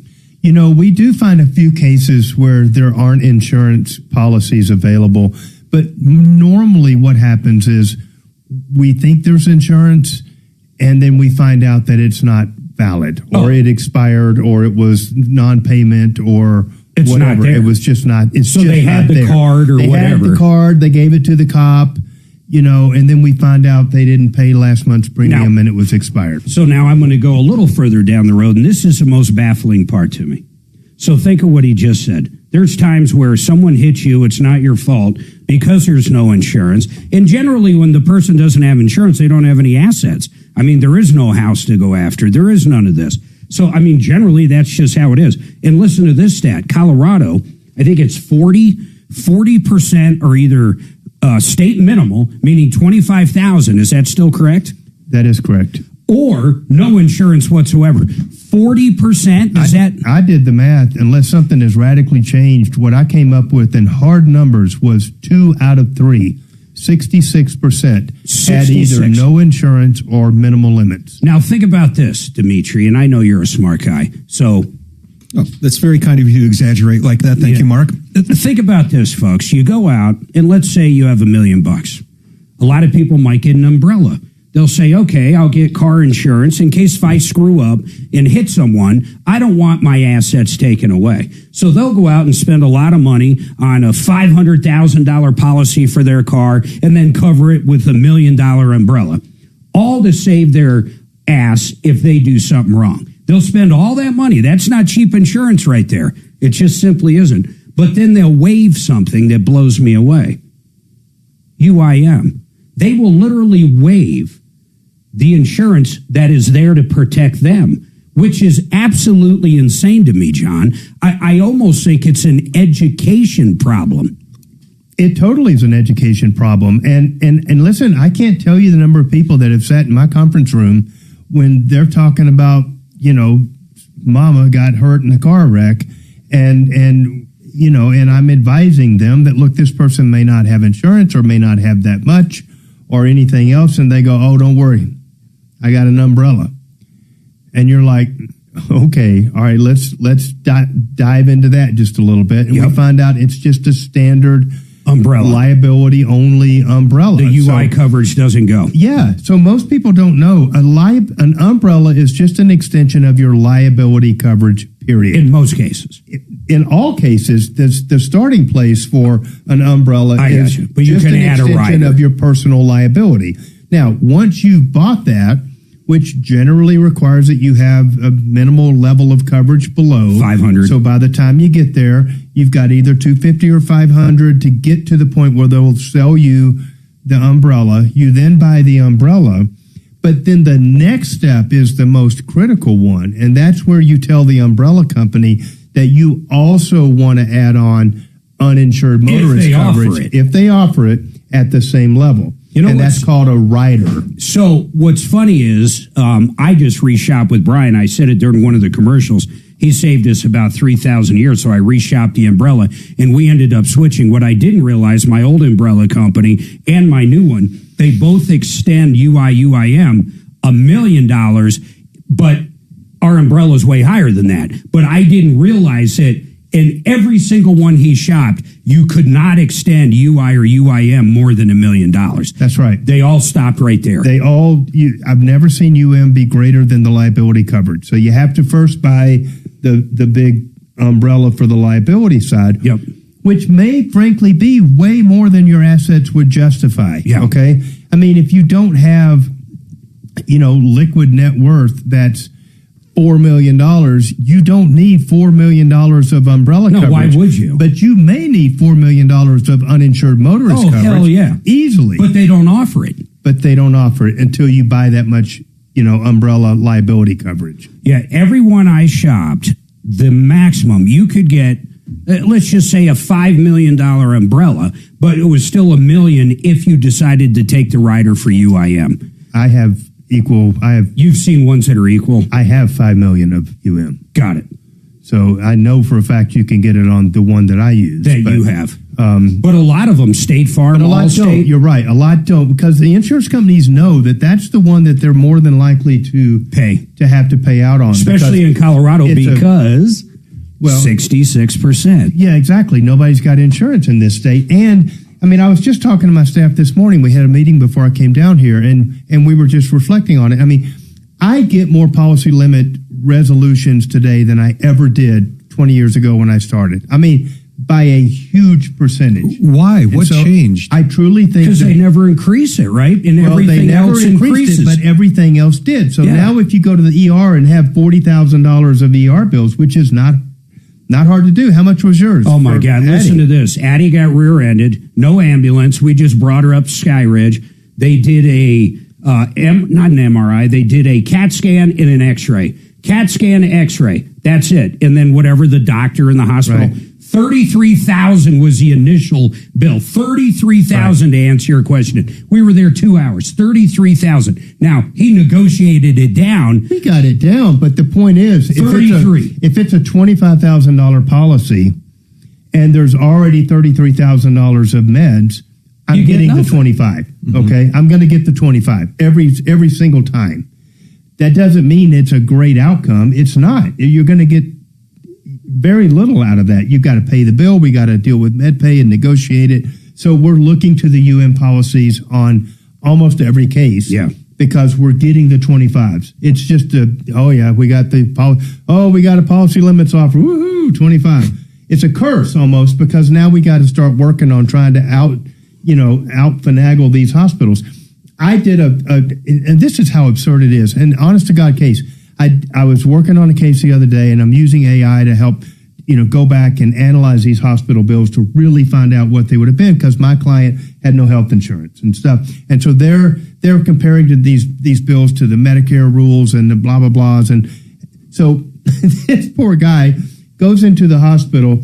They do a IV. Okay, just a saline IV, nothing more than a bag of salt water. Okay, they charged him like $630 for the IV. It's crazy. Okay? Then they charged him $359 to put the IV in his arm. So it's $1,000. And then they charged him $70 for the bag of saline.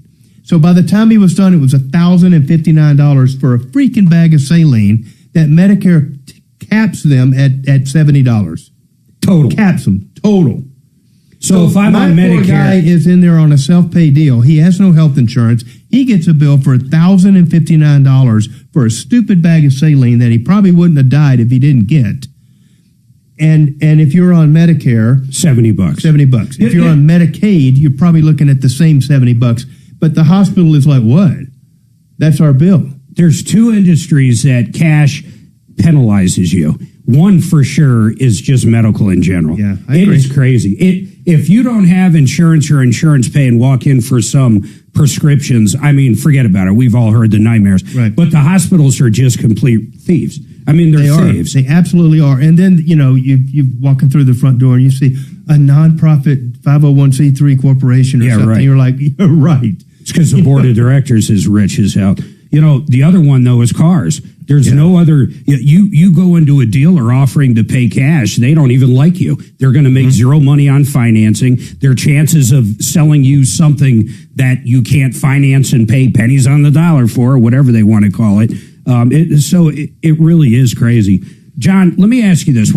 I got to take this break, but scooters, they're everywhere. We were in downtown Denver, Suzanne and I, a couple weeks ago. You live down there, Dimitri. Those scooters are freaking everywhere. If a scooter hits me, some kid hits me on a scooter, I mean, you're not going to have car insurance on. Does homeowners go over to it? Don't say it right now. I want to take this break, but I find those things a hazard. Dimitri, That's because they are a hazard. They're a huge hazard. Yeah. They're freaking everywhere. Those? What if they hit my car? If I'm not injured and it hits my car, can I go after, if they have a home or have parents that have a home, will that cover it? Hold tight. You don't rent those things? No, I don't want to touch I used to all the time. I love them, actually. We have them. We have them in our RV. Do you? Yeah. Now, I'm going to ask you that, too. On my own scooter, if I'm in an RV park, and I accidentally run over a 2-year-old and kill it, does my insurance kick in? You better hope so. Excel Roofing. I love these guys. My roof is an excellent Excel Roofing roof, and yours can be too. And I'll tell you why you want to use Excel out of pretty much all the other roofers out there. It's pretty straightforward. These guys have been around a very long time. They know what they're doing. You do not pay a cent until you're content. Find me another contractor that does that. And check this out. They have every kind of roof you can imagine. They have hail-proof stuff. They have slate. They have, of course, just regular shingles. They have class 4, class 3. If it's a roof, they have the material. Now, here's the other great part about them. If you just need some repairs, they'll come out and do a repair. Maybe your roof is really old and it's leaking. You can't afford a new roof. They can come out and repair your roof. You name it, these guys can do it, and they do it year-round. They also do gutter cleaning, for that matter. These guys are always here, and they're roofers. It's pretty straightforward. You're going to love them. XLRoofing.com. That's XLRoofing.com. Just fire that one off. I'll talk about them in content. Become the banker. Become the banker. I just did one spot. You have 2 listed. Yeah, you got me. And then how about a boat, John? I'm going to ask you that too. I mean, does my homeowners, does my car insurance, my UI, my umbrella, I mean, do they follow me over onto a jet ski I rented at Lake of the Ozarks and ran over somebody? I'm just giving you ideas of what I'm doing. I don't know. I don't know. How about yours? Does your insurance cover you for a boating accident? No, it does not. It does not. No. Do you have insurance on your boat? Absolutely. Liability. Full coverage. But yeah, okay. I mean, yes, it costs a F-load, which you will find out, my friend. Do you have to carry liability? Is that mandated? It depends. Not by law, I don't. But you'd be stupid not to. Well, you would be, but if you, I mean, everybody I know does. They're just too expensive not to, okay? But if you want to park it on a in a marina, you got to have insurance. If you have a, like they're at the condo where the boat slips are, you got to have it. They make you have it with the condo as an additional insured. So, I mean, you pretty much have to have it. But I wouldn't run without it anyway, because most homeowner policies don't cover that kind of stuff, You just said something I wanted to show you because of what you just said.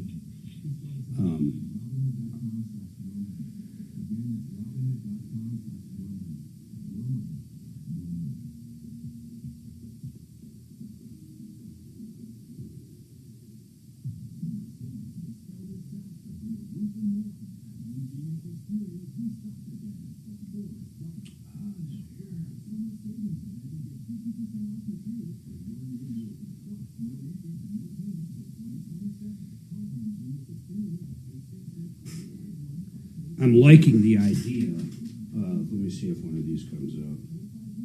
This. I'm curious your thoughts on this. It's lakefront, pretty much a new build, but it's weird because it's a townhome. But there's two of them. You'll see pictures of what the units look like. But you just made me think of the dock. I like the idea of a shared dock because, there's probably 10 of us paying for it instead of just me. Where is this? Ozarks. The benefits I see to there is basically just taxes more than anything.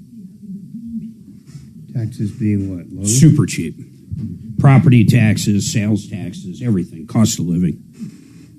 Besides Arkansas, it's one of the cheapest. Missouri's cheap too. But what do you think of something like that? Like that kind of townhome? It's interesting. You guys going to live there or rent it out? I don't know. I don't know what their short-term rental rules are. I assume being where it is, we can rent it out. Then you got to think, do I really want to rent it out? I don't know. Well, there is always that issue. But, yeah. But if you really knew your neighbor and they were full-time, I'd feel better about it. Yeah, but I mean, just kind of that kind of setup. We just haven't looked at anything besides a single family. It's probably not going to get hit by a hurricane. So if it does, there's a big ass hurricane. You're okay there. I think the rental income on that property would be great. Because maybe not enough to offset the price, but certainly to be some good income. I know people that have homes that they rent and do quite well in VRBO kind of stuff on Lake of the Ozarks.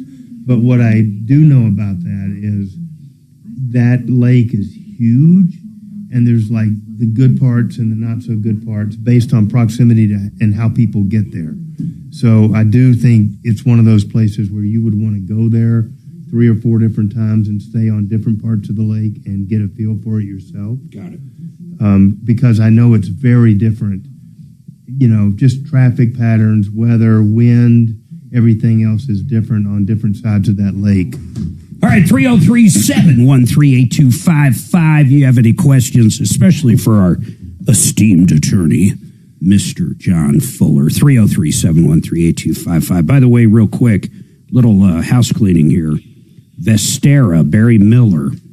This guy can find the right property. If you're looking to invest in a home, like a rental unit, but have no idea what you're doing, but you want to diversify a little, I want you to just give Barry a call. He's going to find the right house in the right place, right property manager. It's turnkey. In fact, the website to check out is vesteraturnkey.com. And then the other thing, I want to give a shout out to Apple Air.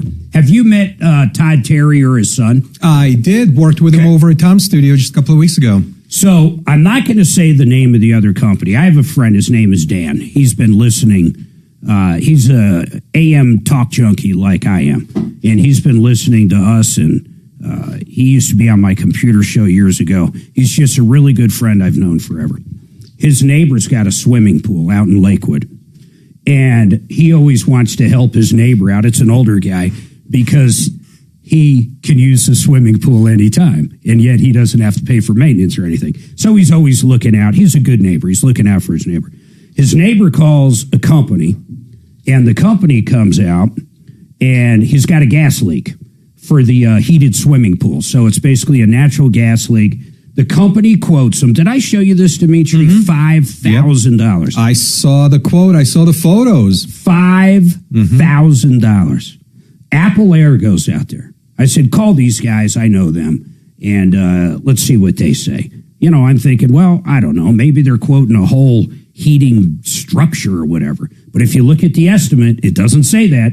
It basically says repair gas leak. $5,000. $800 they did it. I didn't want to really talk about it until I knew what it was going to be. But Apple Air went out there, $800. It's fixed. It's done. Everybody's happy. And the house still hasn't blown up from the gas leak? And the house hasn't blown up from the gas leak. I mean, it's really crazy. John, think of that. $5,000 to $800. We've all had estimates from contractors, HVAC people, everybody. We've all had this happen to us. So it is nice knowing there's a good company like Apple Air.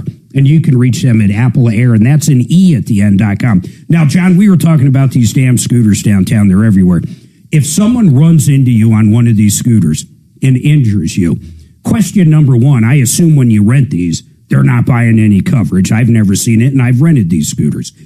If I'm driving the scooter and hit someone, does my homeowners, does my auto, does anything kick in when it comes to my liability? I'm at fault. Almost certainly your homeowners would kick in.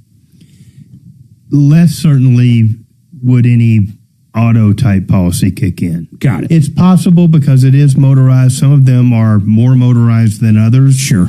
And but the homeowners would. But the homeowners would. That's almost a certainty. But how many of the people that you see on these scooters do you think are homeowners?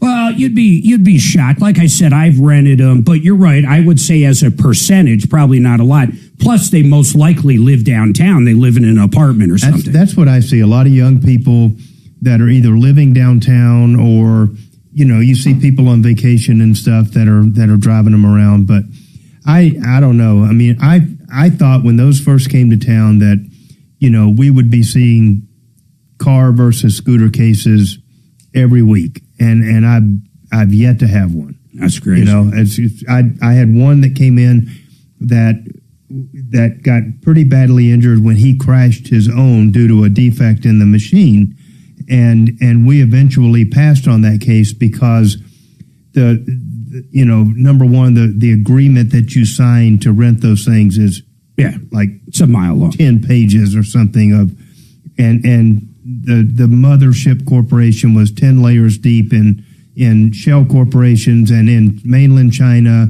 And it was one of those things where there just is no avenue of recovery. I sued one. Did you? Yep. And I learned a lot about it. And it had nothing to do with an accident. I rented one downtown. I guess I didn't disconnect from it. And we stopped to grab a beer at a brewery downtown. And, we were in there for X amount. In the meantime, someone got on that scooter and drove around forever, and it was on my dime. Oh. Yeah, it was kind of crazy. And it was through Lyft. It was on the Lyft platform. Right. So what I learned, I got all my money back. They simply wrote me a check or refunded the credit card, whatever, and gave me the $55 for filing. I couldn't get in touch with anybody. Trying to get a human at Lyft, I mean, forget about it. Right. The only way to get their attention is to file. There's no one to talk to. What I learned, though, is Lyft was only the platform. Now, they didn't care. We're talking about $100. Right. They don't even own the scooters. They simply are the platform. Right. They're like Facebook. And I didn't know that. I thought they were Lyft vehicles, and they're not. They have nothing to do with Lyft besides using the platform. Interesting. Now, let me ask you this. Does auto carry over to anything? I mean, if I rent a car, it carries over. It does for that. It does. But if it's not a car, if it's like how about a boat? I don't believe you're going to get boat coverage on most auto policies. It would exclude it. Yes. And most people know that I've owned boats over the years and stuff. I have always had to insure my boats individually as a separate policy. Many times with the same company, other times not. But no, most auto policies do not cover boats. Have you ever done a boating accident? Yes. And generally what happens there? I mean, is it just like a car accident? Same deal. But there's usually not cops driving around, so how do you figure out if somebody gets hurt, a lot of times there's going to be game wardens or park rangers and that kind of stuff and sheriffs that end up showing up. They still have jurisdiction. Wow. So, yeah. I just think I look like at Cherry Creek and a lot of times Chatfield. there's alcohol involved. Oh, And they get involved really fast. Actually. You get a DUI on a boat, right? yeah. And that all goes into the case, same kind of thing. Yep. Wow. Yeah, you bet. So your boat insurance, you literally have liability, and then of course you have coverage on the boat if you want it. Yeah. And there's other coverages depending on whether it's fresh or salt water. There's fuel spill coverage and environmental crap that's in there that's huge, like huge liability if you spill gas in the water and stuff. It's big stuff. Going back to homeowners real quick, you were saying on those scooters, the easiest route or the best route or the only route is going to be the homeowners. So let's say they do own a home. It's kind of amazing to me everything homeowners covers. We had a house sitter move our car out of our garage while we were in California on vacation with our kids. So she moves our car out to pull hers in. So she's in our car at our house in our driveway and runs over our dog. Yeah, it was insane. So we get a call at 2 a.m. in the morning, basically from this vet in Castle Rock going, hey, we already got $4,000. It's going to be another $3,000 if you want this dog to live. I mean, that's basically what the call said. So we're like, okay. I mean, what are you going to do? So whatever. We give the okay. Dog lived another 3-4 years. The accident ultimately killed the dog. But about a year after that happened, she was 17, 18 years old. A year after that happened. The kid or the dog? What? The kid or the dog? The kid that did all this. So ultimately what happened, though, is her dad's put it into his homeowners. I didn't, unbeknownst to me or Suzanne.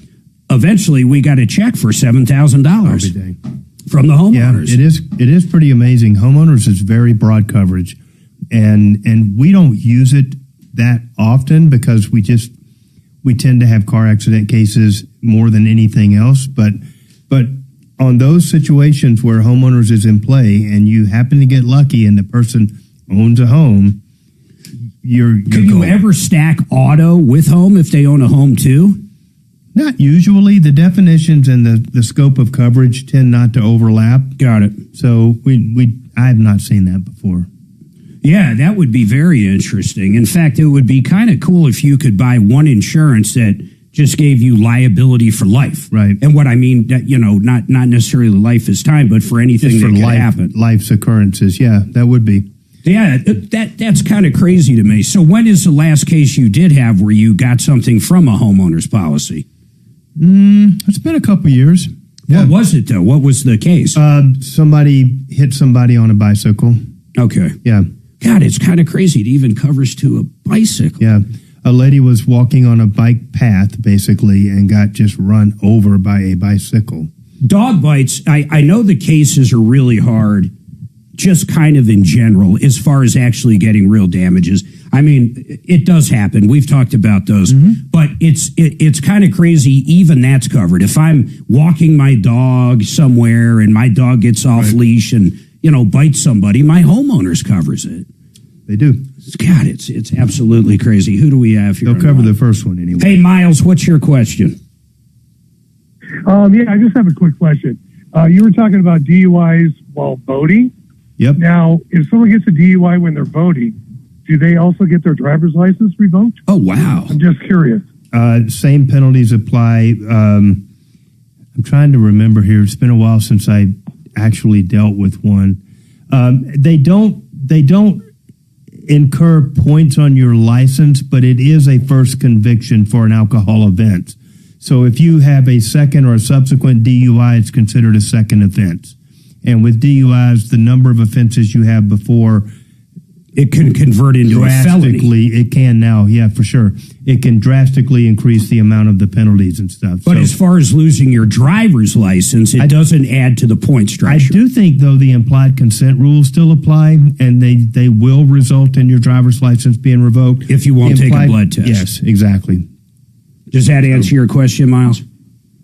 Yeah, I don't own a boat. I don't have to worry about it. Well, hopefully if you did, you just simply wouldn't get sloshed on the boat. Unless I wasn't driving, so. Yeah. All right, Miles. That's kind of, It's kind of interesting how that would overlap. Yeah. And honestly, logically, to think about it, I think it should. I mean, really. It's not literally a driving offense. I don't think you get the points, but it is a second offense. And if you refuse it, it will. Who was the guy from Shark Tank? Kevin O'Leary. And I think it happened in Canada. I think he lives in Canada. But it was horrible. They were trying to sue him. I think eventually it turned out it wasn't his fault, but someone died on his boat, or they hit somebody and they died. Do you know what I'm talking about? I remember reading about that case, and I thought it wasn't, and don't hold me to He's this, a target. but wasn't it, he is a target, but I think there was some question about whether he or his wife was driving the boat. Yeah. And it wasn't 100% clear which way it was. It got settled, whatever that means. I'm sure it did get settled. But yeah. All right, everybody. Probably 303. in a good way. 713 Talk. Yeah, they, non-disclosure. I can tell you which way the money went in that transaction. Yeah, you're right, though. He was saying it wasn't him. His wife was driving. Right, something like that. But they were also saying the other person was at fault. Right. That goes back to what I'm saying. You're on these. If it's a he said, she said, well, I guess it's like a car accident. They can look at the damage and put it together.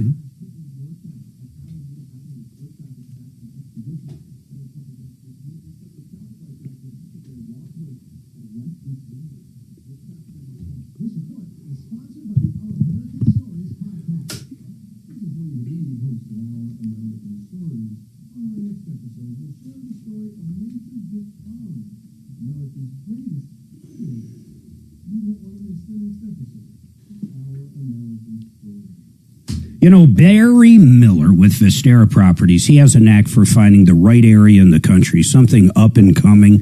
Maybe Microsoft's going to open a new campus there, or, big AI is going in, something, a reason people are moving there for jobs. He'll find the right property, the right house. You buy it, you own it. You pay him like maybe $300 a year in order to find that property. Then he's going to find a property manager for you in that area. And then, basically you own the house for 2 or 3 years. And the whole goal is it appreciates because of how great that area is. And then a lot of people will sell, make some money, and possibly buy multiple units. But you got to check out his system. It's pretty cool. Vestera, turnkey.com.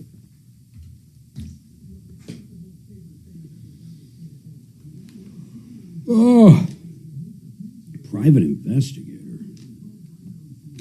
What? You got a PI you work with, John, ever? I don't. That's more criminal shit.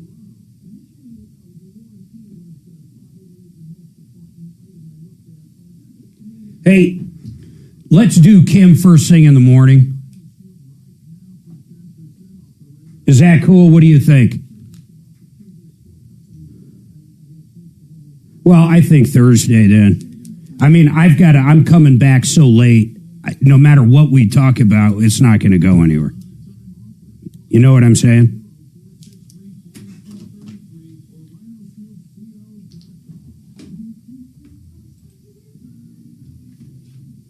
Rhino Shield.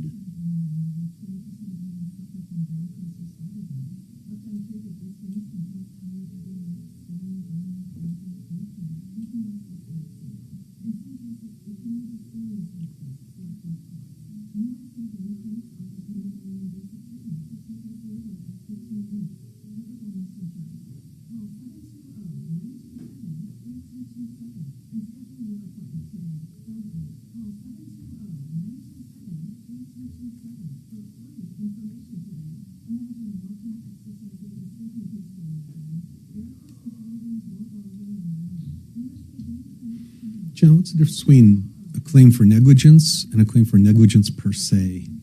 Negligence per se is based on a rule violation, a statute violation. Okay. And how about negligence? Not just based on a rule violation. Just the stupid act? No, your standard duty breach causation and damages analysis. Just good old-fashioned negligence. And if it's a violation of an HOA covenant, would that then become negligent per se? Safety statute. Okay. And then there's just a presumption of negligence, but it's a rebuttable presumption. You know, got to be a safety statute. So. Like an actual law. Yeah. Not an HOA rule. Yeah. Thank you. I mean, a non-law could, still be the basis of negligence, but it wouldn't give you the presumption of negligence.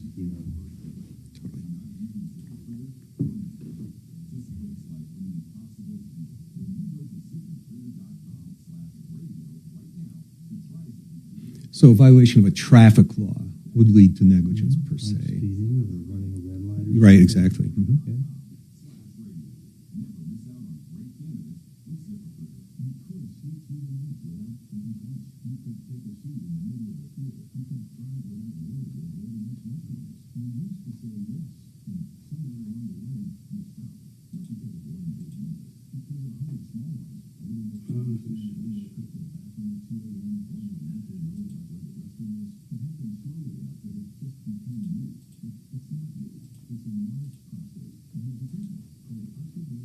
I guess the e-bikes are pretty much just like scooters.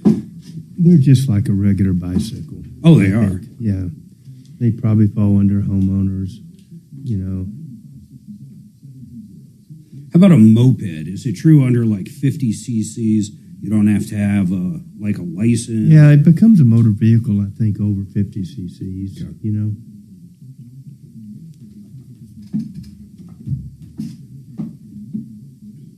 In Castle Rock, we'll see packs of these kids driving around Right. these bikes.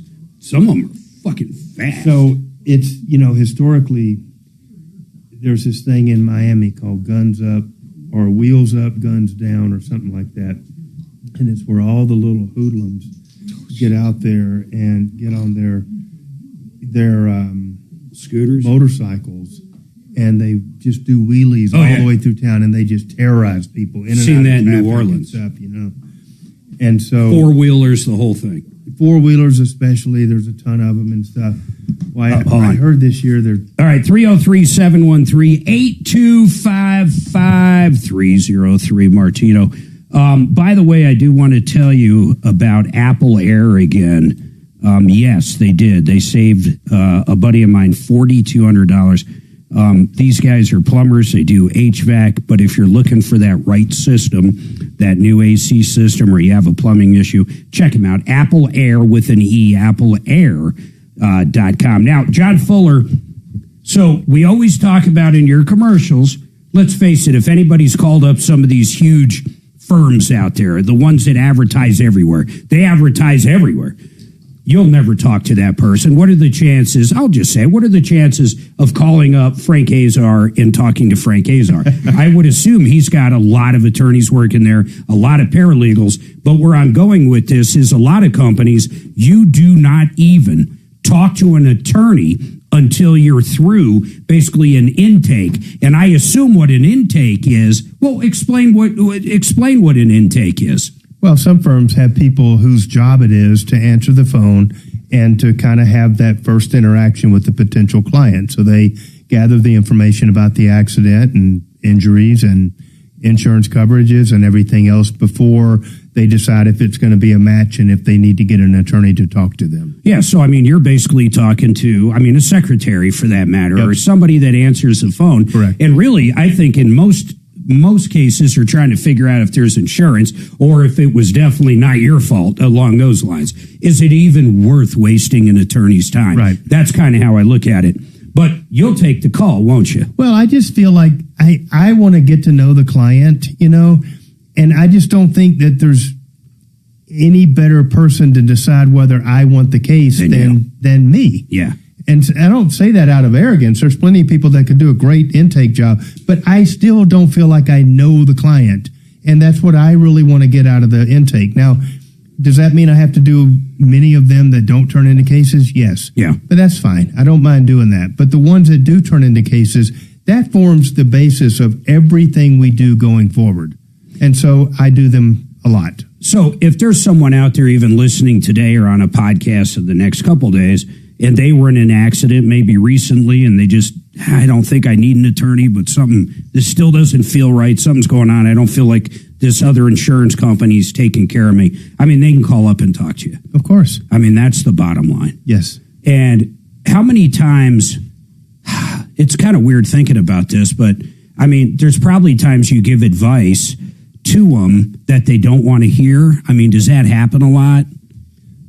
Well, yes. Like, I mean, someone calls. I'm not out there to give people advice like, let me tell you what to go do. It's not my place to do that. No. But it is my place to help educate them about how accidents work and what the purpose of different coverages are. Well, how about and how much the case is worth? That for sure can be an issue.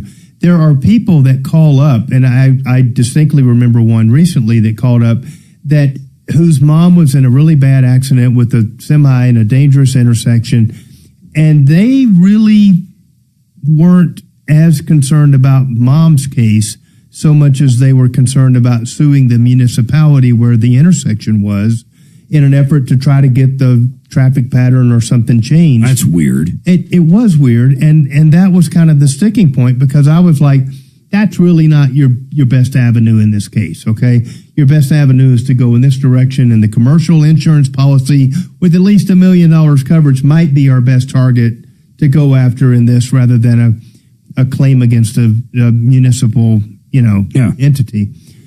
And so there are calls where that kind of dynamic happens, where, I'm not going after my own insurance, they'll raise my rates. It's like, but you bought and paid for for the last 25 years. Yeah, now you're going to use it. You got hit by a guy that had no insurance, and now you don't want to file a claim with your own insurance company because, God forbid, I'm not an ambulance chaser. They're going to penalize me. Well, the law says they can't. Yeah. The law specifically says they can't raise your rates based upon you using a claim that requires that another person is at fault. So you're not at fault.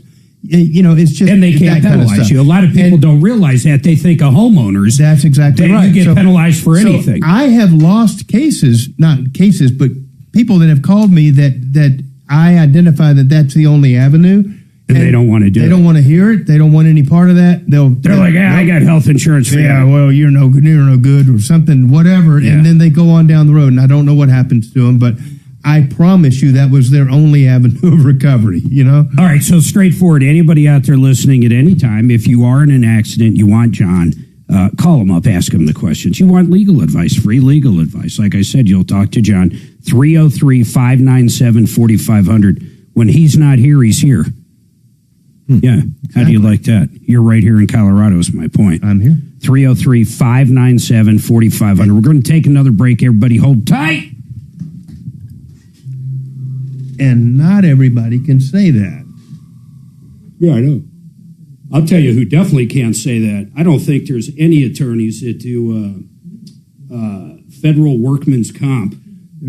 Tell me that's not a weird one in this state. There's one, and the reason why is they're limited to 20% of the gross, and it's just almost impossible to do. You got to have 1,000 cases. Yeah, that ain't enough. Even bankruptcy. I mean, my friend Jeff Brynan, he has cases. Hell, when I was going through an 11 with Colorado Car Care, I paid him over $250,000. He saved me $3 million. I paid him. Yeah, but most of them, you got to have 1,000 cases. Yeah. Fix It 24/7. You know what I love about Fix It? $39. $39 is a lot. It's a lot. Actually, it's not. And let me say something. Not only can you get that deep cleaning on your air conditioner right now for $39 with these guys, and it's not a sales job. They come out, they want to clean. It's for new customers. But listen to what else they do for $39. You got something wrong. You got a leak. Maybe you got an electrical outlet, a GFI that keeps popping. Maybe you need something ran for a ceiling fan that's never been there. Anything you can imagine. Your air conditioner is not working as good as it used to. The furnace is making a strange noise. If it's heating, plumbing, electric, or drain cleaning, $39, you're going to get a licensed tech out there to give you an estimate. Think about that. $39. Most companies will charge you $80 for the trip charge, $60 to $100 for the actual estimate. These guys, $39. And you can get them easily. Go to fixmyhome.com. That's fixmyhome.com.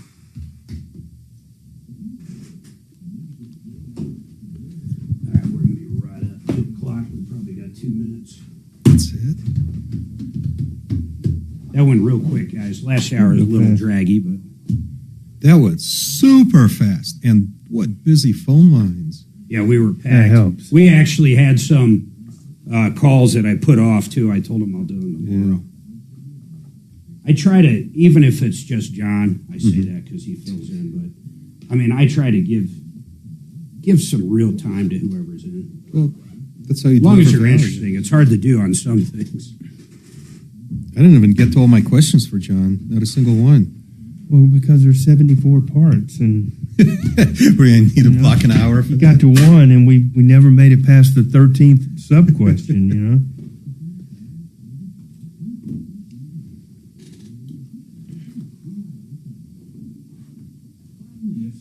Mark, you have time to discuss these? Yeah, if you do. Yeah, I totally do. So I'll just stick around after the YouTube was turned off.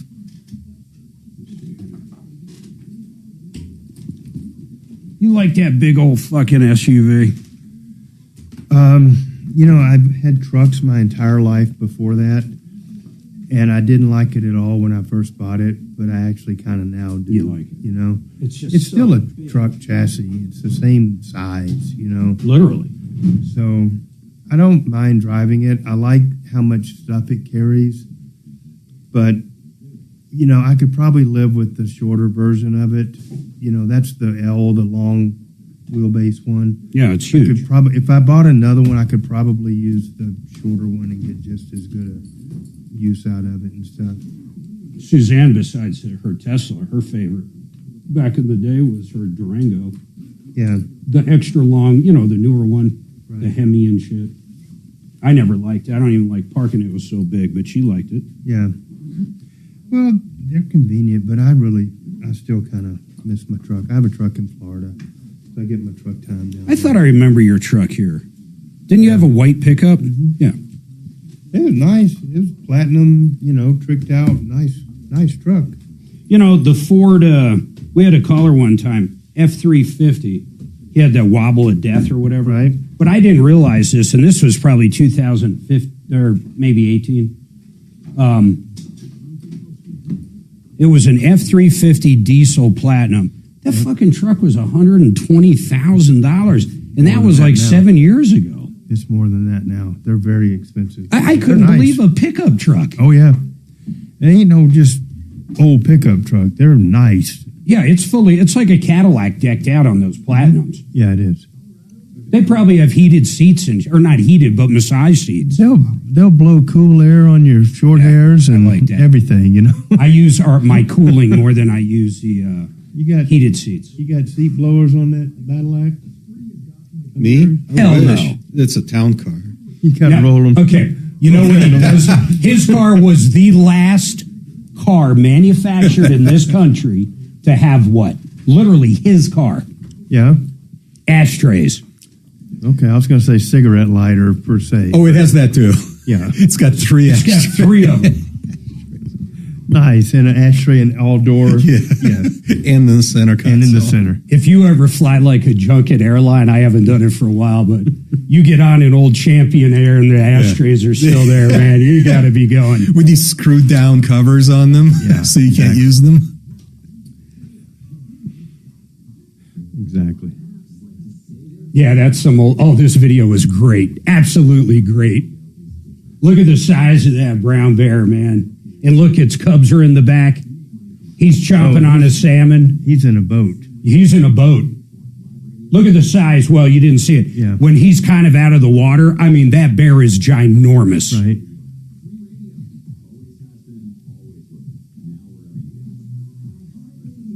I'd be terrified. Oh, look how cute the bear is. Yeah. It's so big, dude. Yeah, it's a big I boy. think right here he comes up and he's like standing out of the water. Yeah. All right, 303-713-8255. By the way, don't forget 303 Martino. That number works on and off the air. Any problems you have, we're going to be here tomorrow fighting for you, trying to recoup money for you, trying to expose the bad guys for you. That's what we do. Check it out, 303 Martino. You can call that number And I mean this. You can call that anytime. Sometimes we actually pick up after the show and call you back and discuss it, and then we'll get you lined up for the show, where you can email us any questions at any time at help@troubleshooter.com, and we will definitely get back to you almost 24/7 on that.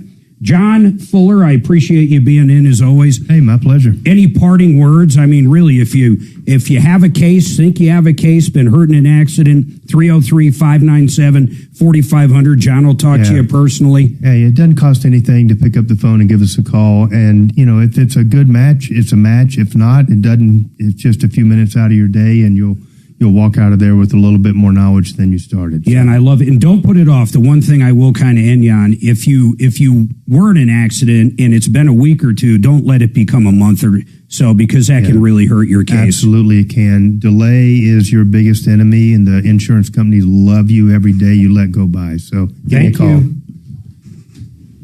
John, thank you for the